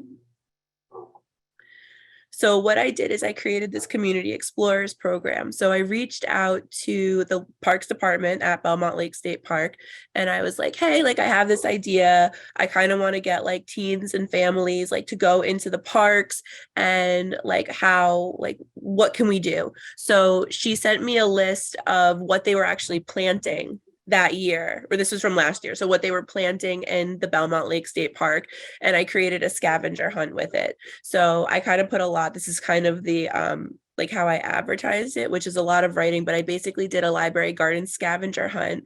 So what you could see at Belmont Lake, I tried to increase museum passes with the adults. And then also we did a raffle. Belmont has like these cannons. So if they take a picture by the cannons, they could be entered into a raffle. Next slide. And I also tried to do some information about the local flowers that were blooming there. So this was like all available in a scavenger hunt that you could either pick up or download from our website. And so it was information about the different flowers. Next slide. So how I would adapt it to all together now. So I love the idea of doing the Community Explorers and pairing with the different state parks. We also have like the Fire Island Lighthouse and also different, gardens that they can go visit. So this spring in March and April, we have a seed library as well, like Heather had mentioned earlier. So we're actually planting seedlings from our seed library and we're going to grow them. And we're also hatching quails and butterflies in the children's room.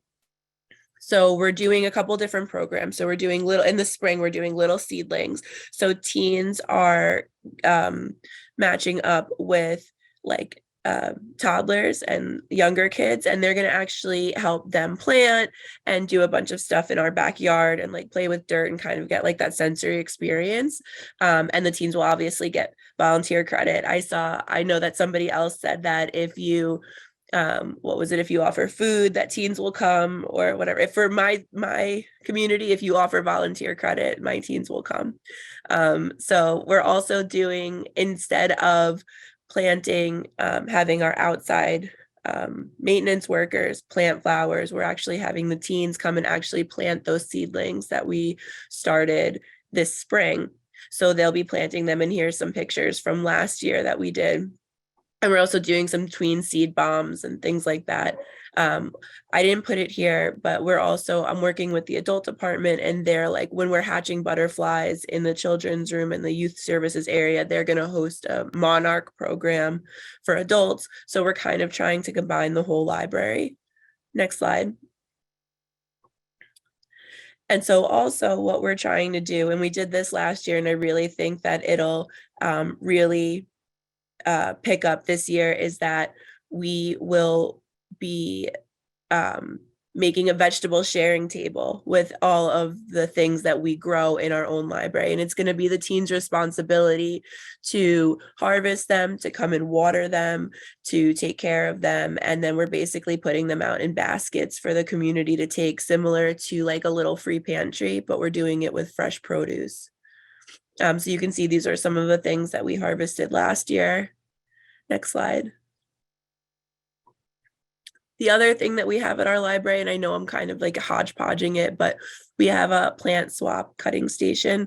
So people can bring in their own cut stems and leave them and like swap and take and grow. So this is kind of all part of the garden experience. Next slide. So pricing, I know I'm kind of all over the place, but it depends on what you want to do. Obviously, like how much you want to grow. We're using seeds from our seed library. If you want to do mini pots, we're doing like all different gardening programs all throughout the summer and the spring. But the biggest thing that is the collaboration with the state parks. And really that's just having a dedicated member to reach out and kind of form that connection.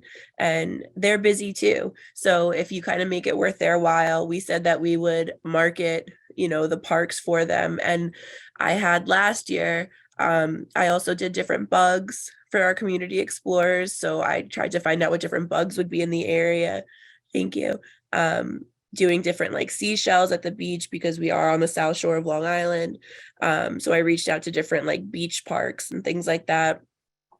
And then the other thing is that you let I kind of let the teens kind of run it.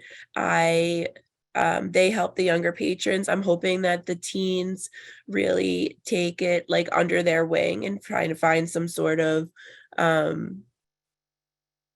like pride in the fact that they're growing this garden for their community. But the major thing was that you have to, if you want to do a program like this, coordinate with maintenance now, because you have to plan early to stop the grounds department from planting in a dedicated location that you want to put your flowers or seed, whatever in. So that was my main thing. And everything else you can get on Amazon. I bought really cute watering cans that I probably didn't need to, but I thought they were adorable for the little kids. So things like that. Next slide. I think that's it. But yeah, so the whole goal was full library partnership, which we're doing between the children's department, the teen department, the community, and also the adult department. So if anybody has any questions, they can email me. Thank you for letting me present. I'm gonna go to bed.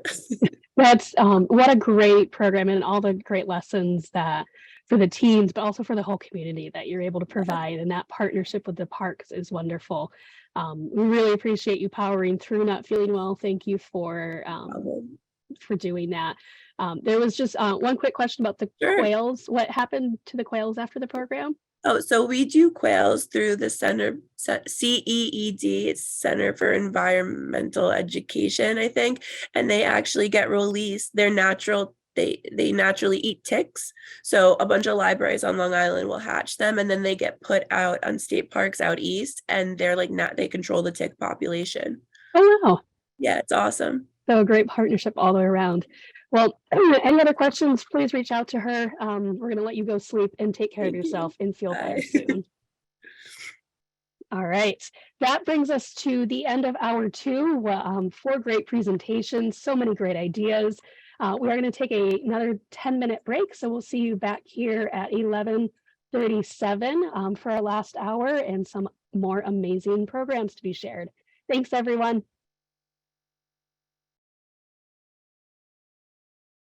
I love the theme songs from those TV shows of the 90s. I miss a good theme song. So fantastic. Thank you for that trivia, Sarah. Fantastic. And thanks for everybody just playing along. I love to see the answers that people come up with. So welcome to the third and final hour of our program today. My name is Heidi Eckerson, and I'm from the Finger Lakes Library System in Ithaca, New York. So I see some of my folks are out there, and we've got so many people here today. Very exciting. Just a couple of quick housekeeping things before we slide into our first presentation. If you're just joining us for the third hour, if you could make sure that your first and last name are in Zoom properly, so we can make sure to get you out your CEUs if you need them. The next thing is we're going to have some great presentations this third hour. We've had great presentations all morning. If you have questions, you can put those right in the chat. And if you put like a Q in front of it, if you happen to think about it, it makes it a little bit easier for folks on the back end. I have this great, amazing crew behind me, grabbing the questions and putting them out there so I can remember what to ask people. And presenters, we're going to have Jack, who is in a tie today. Jack is going to be the person you're going to want to look to. He's going to let you know when you've hit that 2-minute mark. When you've hit that 2-minute mark for your presentation. and then that 1 minute mark as well. So I'm really excited that we're actually going to kick off this third hour with someone from our SRP Collab team, our very own Renee, who's going to share with us some decorating ideas because it's kind of a different theme this year. So Renee, what do you have for us in terms of how we can make our libraries just, scream and shout all together now? Thanks, Heidi. Well, today what we're going to do is we decided that we're going to briefly give an overview of the session that was done at CSLP Symposium in December. Their third session was on decorating. So this is an hour-long presentation, and what we want to do is encourage you to go back to the recording and these slides so that you could get a full view of what they were talking about. I'm just going to briefly touch on a few things because I only have 5 minutes or so. So we wanted to acknowledge that this theme is definitely more abstract than concrete, certainly more abstract than Oceans of Possibilities. That was a little bit easier. It's less tangible. But we're hoping that, especially the CSOP folks that put this together, that you can co-create your spaces with your community. And I think we saw some really great examples of that today already, especially Emily Ostrander from the Emma Clark Library. You'll see actually some of the ideas in here is what she did with her community. They're hoping you can think outside the box and how to visually represent the theme. They also wanted to tell you that it's okay if decorating isn't your thing too. It's not a reflection of the amazing work that you do. Some of us just don't have that decorating gene in us, and that's perfectly okay. So these were the presenters. I'm just going to go through their icebreakers. We do not need that now. What they did was they took the posters and they gave you some ideas of how you could turn it into decorating ideas. So here is one of them all together. Now this poster by Frank Morrison did all the artwork. He's amazing. And they thought, here's a picture of kids showing their favorite books, and they thought you could decorate your library with a photo montage of Polaroids, or those little instant pictures that you get out of those little sprockets and things like that, of pictures of patrons holding up their favorite book, or do a selfie. This was an exercise for adults, but they thought you could have different color, build an artwork mosaic out of different colored shapes that teens put their favorite book on, sort of like an interactive display.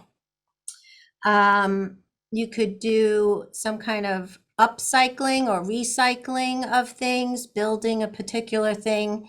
This is a robot, maybe have patrons work together to build a robot out of recycled materials. And you'll see an example of that on the left-hand side of this slide in Kalamazoo, Michigan. They actually did build a robot out of different parts and things that they were able to get, and they named the robot there too. A Lego display, maybe a collaborative Lego display. I remember years ago, one of the themes was build. I don't remember what I never remember what the theme things are, but I know it was build.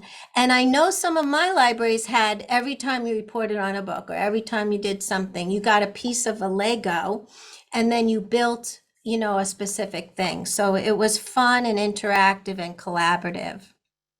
Here's one of the other posters that's like street art. Maybe create a giant themed street drawing out of something. This is a particular local muralist that did this design, and patrons and local community members helped them do this. Now, it's so funny because I know a young artist that just did this down in Long Beach to beautify a park. They had a grant and she was able to bring the community together. It's beautiful. I should have put a picture of it there, but it's something you can think about, working with your community and your artists in your community. But if you don't have an outdoor space, here's a library that just had lots of black craft paper down on a huge table, and they stenciled mandalas, and then they were going to put them up on a wall. This adult poster is showing benches like community or conversation starters. Some libraries do actually have that. In one of our libraries has it for other languages, so you can meet people, and if you want to learn some English or things like that, like you can have conversation starters. But this could also be, you see the little bench down in the right hand side, it could be a photo op for different things, or even like a buddy bench. I'll show you that later on too. Pictures of where do you read? You could have patrons put in, you know, hopefully they're, I mean, maybe they do skydive, I don't know, but certainly maybe some other things of where they read. If you haven't heard of Stick Together, this is a puzzle, a mosaic puzzle that you can buy from this company, and they've actually collaborated with the Frank Morrison artwork.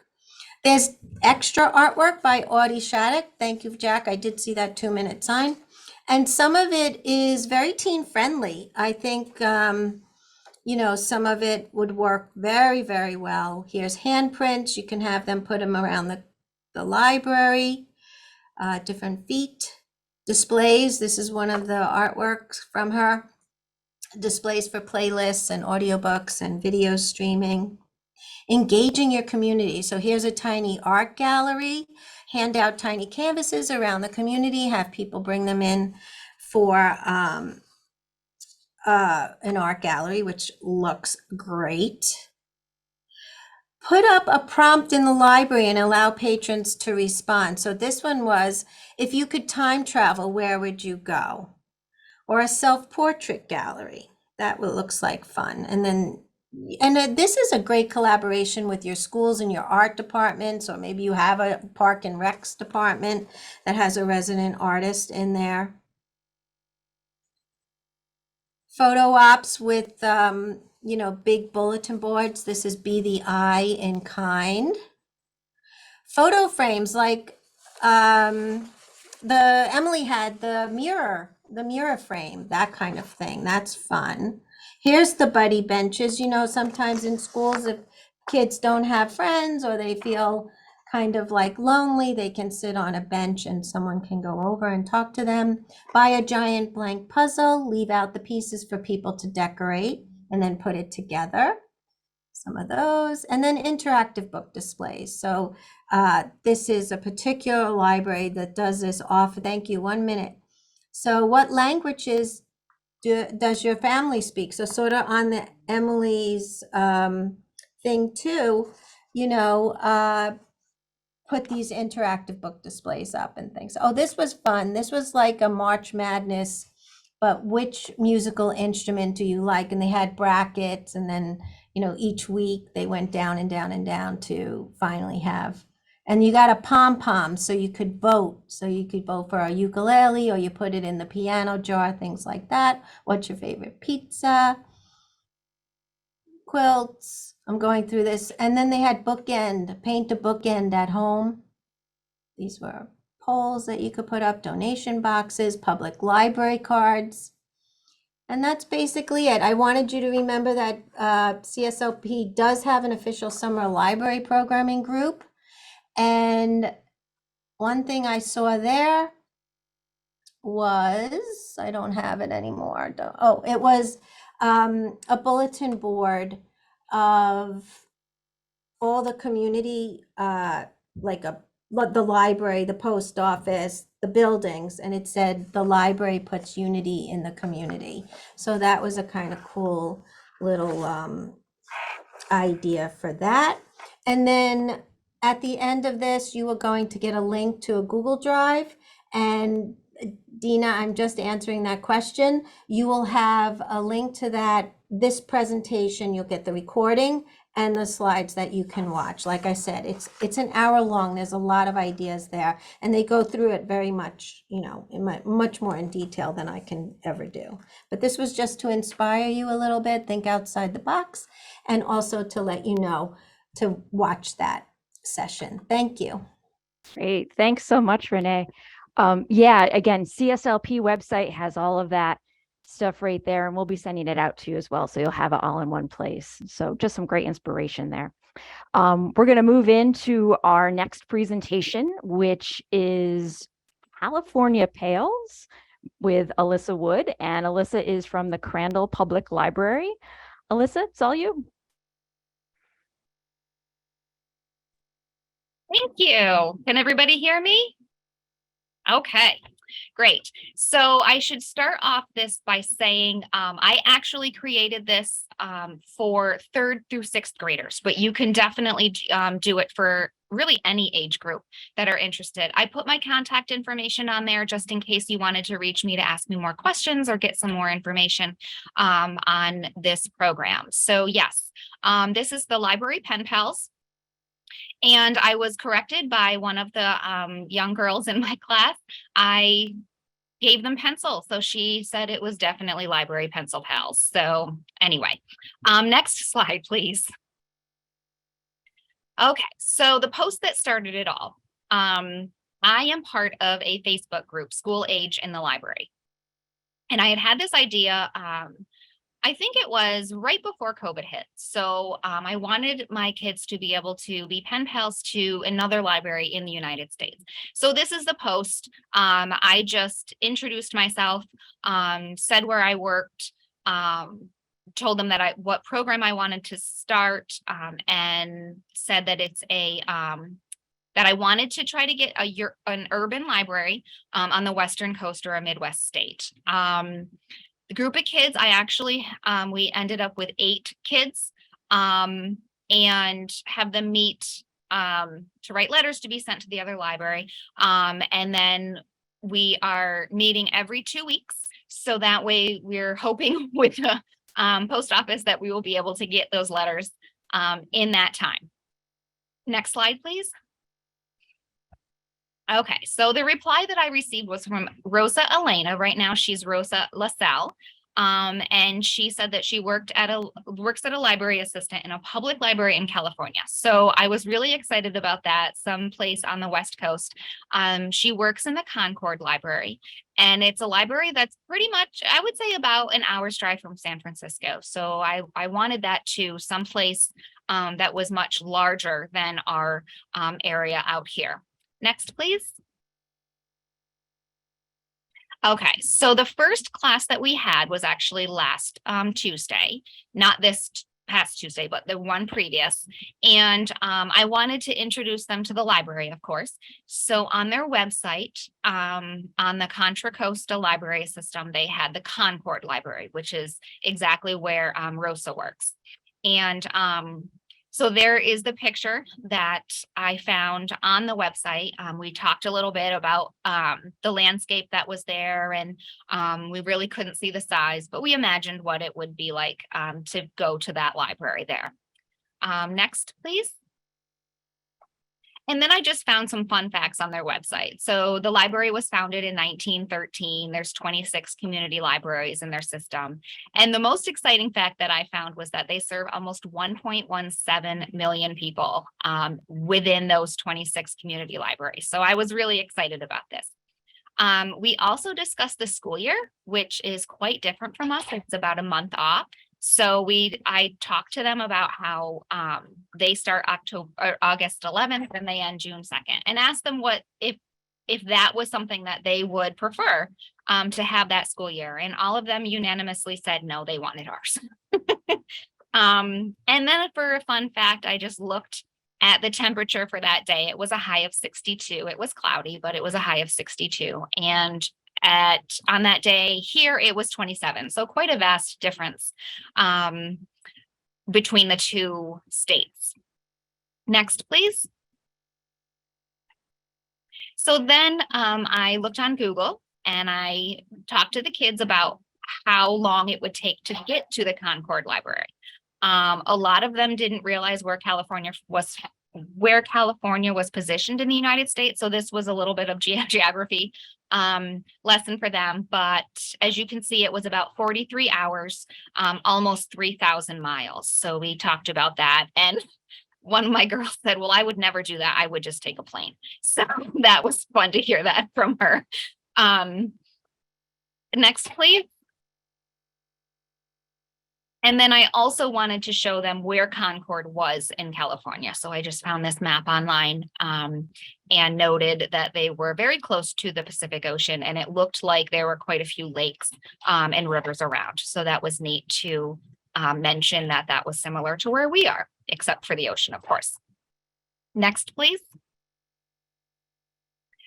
So for the first meeting, what I did was I obviously greeted them. I explained what we were doing. We had 4 out of the 8 kids that were there.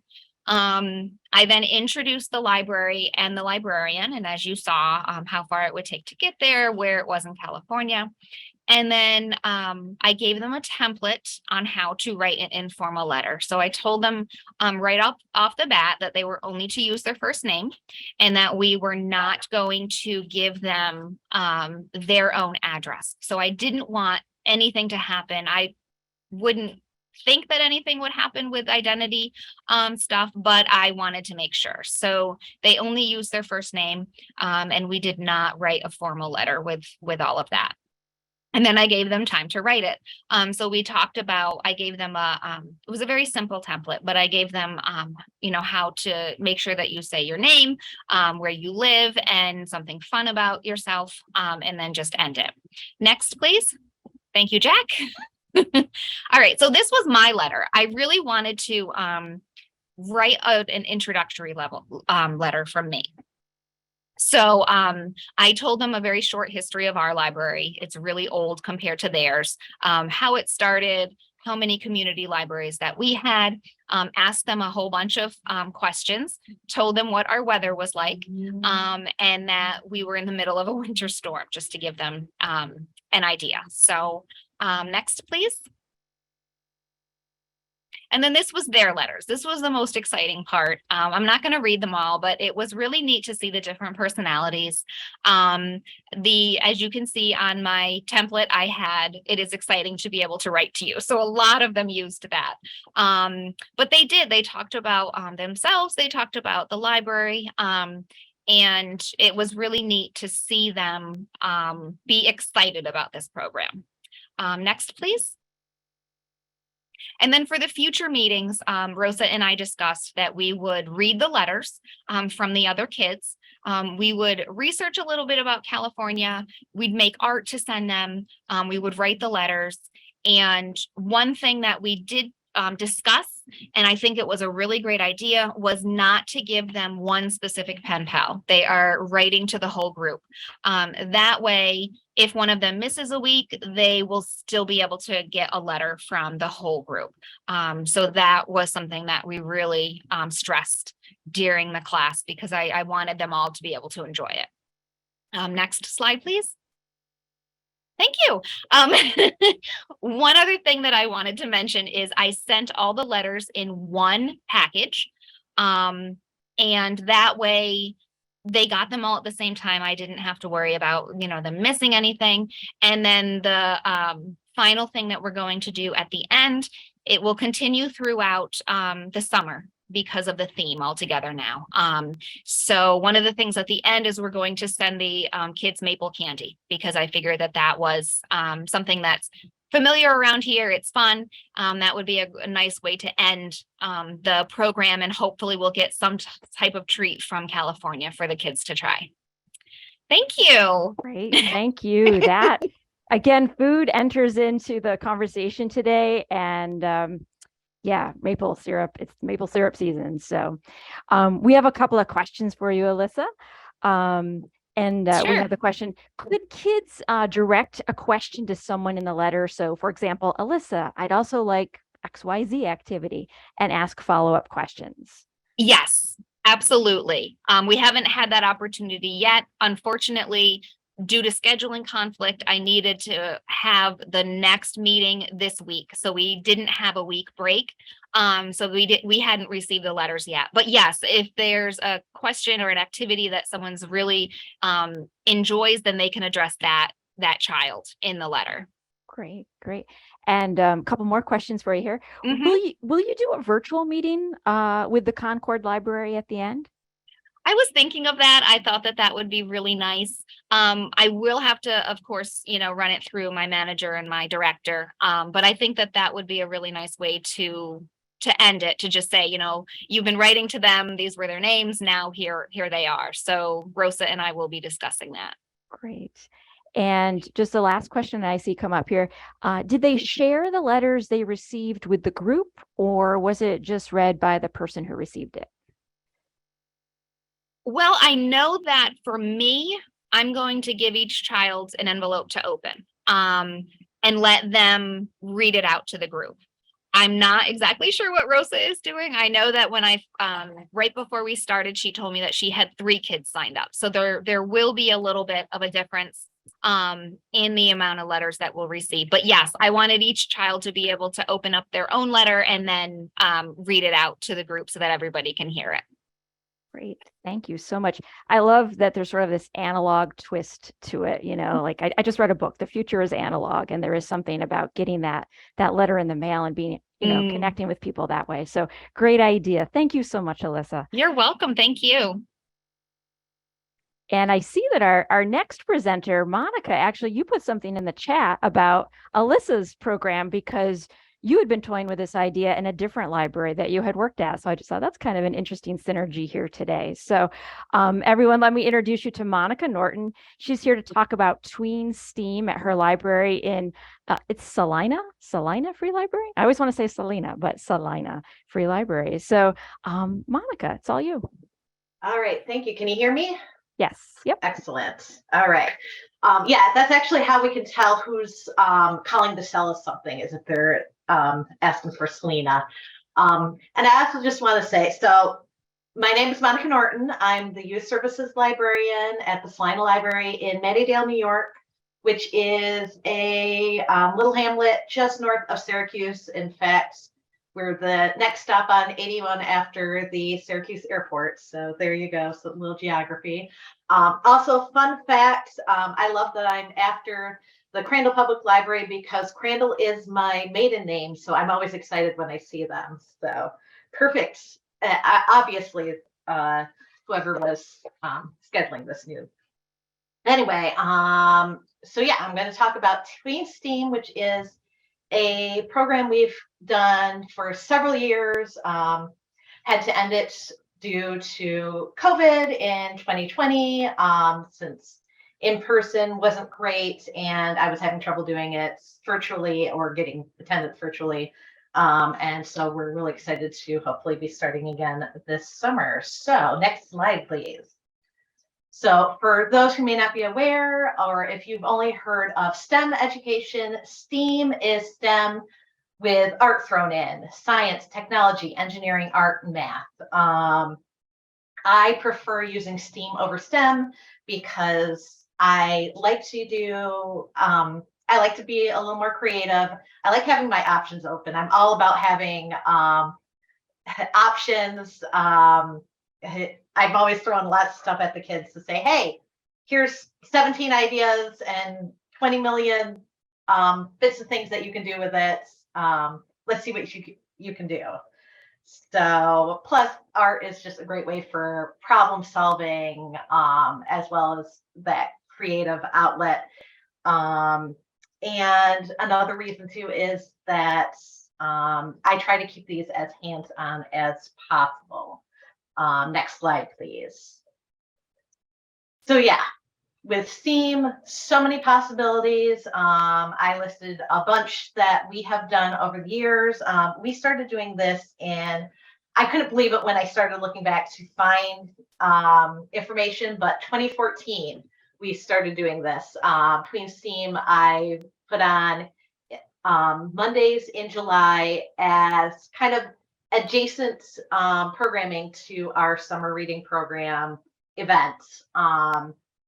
the idea, it's tween because I was finding that a lot of our older kids were feeling a little unsure about participating in magicians and puppet shows and storytelling, while we are next door to a middle school that is grades 5 through 7, and our teen program starts at grade 6, and some of those 6th graders going into 6th graders were still feeling a little unsure about being part of the teen program. So it was nice to get those older kids and those younger teens together. Any of this is scalable to pretty much any age. It kind of depends on how much you want to be teens or tweens to be taking part in things and what materials you're comfortable with them using.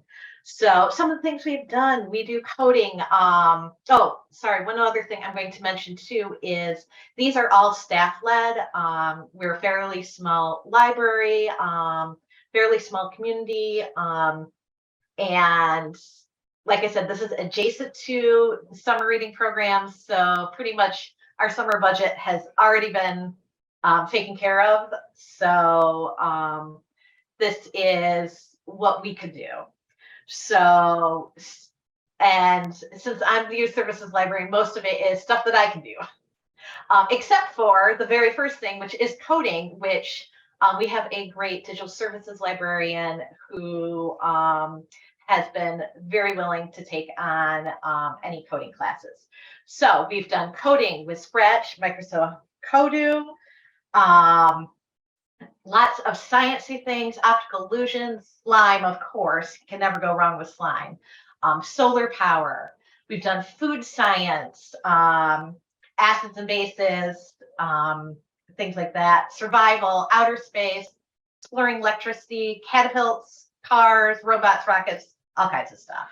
Next slide, please. So I grabbed a bunch of pictures that we had just to showcase some of the things we've done. Exploring electricity, one of my favorites. This is where you can pull out, if you have some of those fun things like the makey, snap circuits, little bits, things like that. You can easily have hands-on demos as far as learning about circuits and conductivity. And if you want to make projects, copper tape, aluminum tape works okay to make light up pictures, and cards is a great way to have a project that can go home. Next slide, please. Solar power. I know I've done more with solar power, but pictures I have are homemade solar ovens, which are awesome. Unfortunately for us, they seem to be guaranteed to bring on a cloudy or rainy day. I don't understand it. But if you can get a local pizza parlor to donate some boxes, they work really great. I believe I found the instructions on like Instructables or something. Catapults, always a good time. I love the fact that I am arming the children of our community. Parents love that too about me, I'm sure. I usually try to have some sort of target for them to attack, made out of lightweight materials. For the programs shown here, I actually built towers using red Solo cups, and they knocked them down with large yarn pom-poms and their catapults. Next slide, please. Coding. Once again, Miss Jennifer leads the coding. We try to find free programs that kids can run from home. Oh boy, 1 minute. I was just going to say, Monica, if you had to pick one program, just to, because I want to make sure if we have questions, we have time, just like one program, what would it be? Oh, sure. Well, I just want to say coding, we always try to go for free stuff that kids can do from home. Let's skip through. Let's see, next slide, please. Yeah, making things, once again, stuff that they can bring home, always a hit in our area. Next slide, please. Rockets, this is one of my favorites, all-time favorites. We've done flinging robots, rockets with pool noodles, as well as the the ones with the Alka-Seltzer and water, and the kids had a great time with these. Next slide, please. And coming up this year, we've already started planning, which is new to me. I tend to be a little more off the seat of my pants. More slime, egg drop, Mars. I've got a fun one I'm planning called Winter in July. Lots of great stuff I'm really excited about.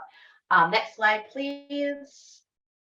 Just a little bit about how to do it. You know, you can find help if you're not crazy like me and tries to do everything yourself, places to look online, and of course, look through your library books. Next slide, please. And just a few tips that are hard-earned. The biggest ones are test your designs, test your supplies, because we have had some mistakes in the past, and don't be afraid to make those mistakes and let those kids know that they can do it. Last slide, please. This is just some resources I threw out there. Obviously, I'm not going to talk about all of them, but some places you can look, including the Steam Pinterest board that I've cultivated over the years. So. That is fantastic. The resources, I mean, just the logistics, tons of great ideas. And I love the hard learned tips at the end, because yeah, definitely make sure that you have tested it. And it's fine to make a mistake. Absolutely. Monica, thank you so much. That was a lot of information, and we just love your enthusiasm. Definitely want to try out some of those things. So thank you again, Monica, for joining us. I see some folks in the chat have also tried catapults and things. So wonderful, wonderful. So we have our last presentation for the third hour, which is the water balloon fight, presented by Rio Alcena from the New Rochelle Public Library. So Rio, welcome, and we'd love to hear all about the water balloon fights. All right. Can you guys hear me? Everything good? Yes, okay. So yes, my name is Rio Alcena. I'm a teen services librarian at New Rochelle Public Library. We are located at Westchester County, about like north of the city. We serve a population of about 81,000 people. We have 2 buildings, and this program was held at the main building. So this program, Water Balloon Fight, I actually wanted to host it during 2021, but due to coming off of COVID, I couldn't hold it. So I was like 2022 for sure. So I actually did it, and it went, I think, very well for our first try. Next slide, please. So we have, fortunately, we have a garden. It's a rectangular space right off of our children's department. It is about 30 by 70 feet long. Half of it has green space, and the other half has planting beds and so forth. So we used the part that had the lawn. If you need a particular size, you can easily fit one of those party tents there and still have some room to spare. So we held this on a Friday, July 1st, we scheduled it for 3 to 5 or however long the water balloons last. And I thought we were gonna last that long, but with 600 water balloons, it lasted only 10 minutes. So next slide, please. So we had about 4 staff members help with this program. It prep time about 30 minutes. All we needed was water balloons, bins, hose, and access to a spigot. I planned for 600, you know, I wasn't sure what to expect, you know, how many people were going to come or whatever, but, you know, I was like, oh, 600, that will last me for a good while, but no. So anyways, my budget was around $50, and cleanup time was about an hour. I bought balloons from Target, so my expenses were a little bit higher. I'll talk about how to reduce the cost in the next slide, but anyways, you know, there was about 8 children who attended. There were some who came after the event, you know, after the 10 minutes and were disappointed, but it's about like a little over $6 for each child. So it went a long way, I think. And let me see. All the time, I got a lot of staff support, parent support. Everyone was very supportive of this program. I thought someone would mention about like teens getting hurt or something like that, but no, there was no mention of it. I will say that before we started the program, I did mention to the kids that, you know, try not to hit the face, but, you know, with things flying around, it did happen. The kids did stop, you know, made sure that they were okay, you know, and then when they were good, they continued the water balloon fight. So next slide, please. So anyways, for concerns for next time, since it lasted so short, I wanted to add some other things to the program, maybe add a food program afterwards to help the kids dry up, and maybe add some sprinklers or some other things to the event so they can extend the program afterwards. I did mention that I bought balloons at Target, which was more expensive. I recently went to Costco and they had this pack of 560 for only $27.99. So I could have saved some more. You know, if I had known, I would have bought it at Costco, you know. So, and regards to the 1 hour cleanup time, most of it was because we were picking up the latex balloons at the garden. So it could have been shorter for cleanup prep, but I was thinking maybe this time around, if I do it again, I will have some volunteers to help up. You can technically have less staff members to do the event, like maybe 1 or 2, but you know, I had in the prior picture, the prior slide, I had my teen assistant. He was very good. He actually went in there and got hit with water balloons and stuff. I just stood back and just watched the pictures and made sure that everything was like, oh well. I had one of the custodians help with getting the water balloons all set up. We used bins that we already had, so I didn't have to purchase any of them. Some of you may recognize those bins. We use them to ship our ILLs. And it was pretty easy to put water in these water balloons. You just attach it to the hose, turn on the spigot, and then it will automatically fill up and close by itself because there's like an automatic like rubber band at the end. So it will like plop down. And it didn't take that much long. I only put in 30 minutes for prep time because I wasn't sure how long. This is our first time running it, so I wasn't really exactly sure how long it will take. So some other things, let me see. And of course, you know, when the kids were playing around, they had their cell phones put aside. I was, you know, watching over them. So if you are going to hold this event, just have something at the side where the kids can put their cell phones and bags and things like that. It went very well. So I was very happy, and I think I'm going to do it again because it's just something that just generates so much excitement and just so much like, you know, I guess it's just the word of mouth and just excitement about it. It was a great event to have. So next slide, please. If you have any questions, you can contact me at any time. There's my email and phone number. Okay. Great, Rio, thank you. So, I mean, you're just glowing as you're talking about it. So clearly it was a lot of fun for you too. Yeah. And while I don't see a couple of no questions came up, but it was really interesting. There were a couple of comments. People said, oh, you know, is there an alternative to like the plastic balloons? And so the chat just, we kind of crowdsourced some solutions to that. There was someone who had like a knitting pattern for making balloons, reusable balloons.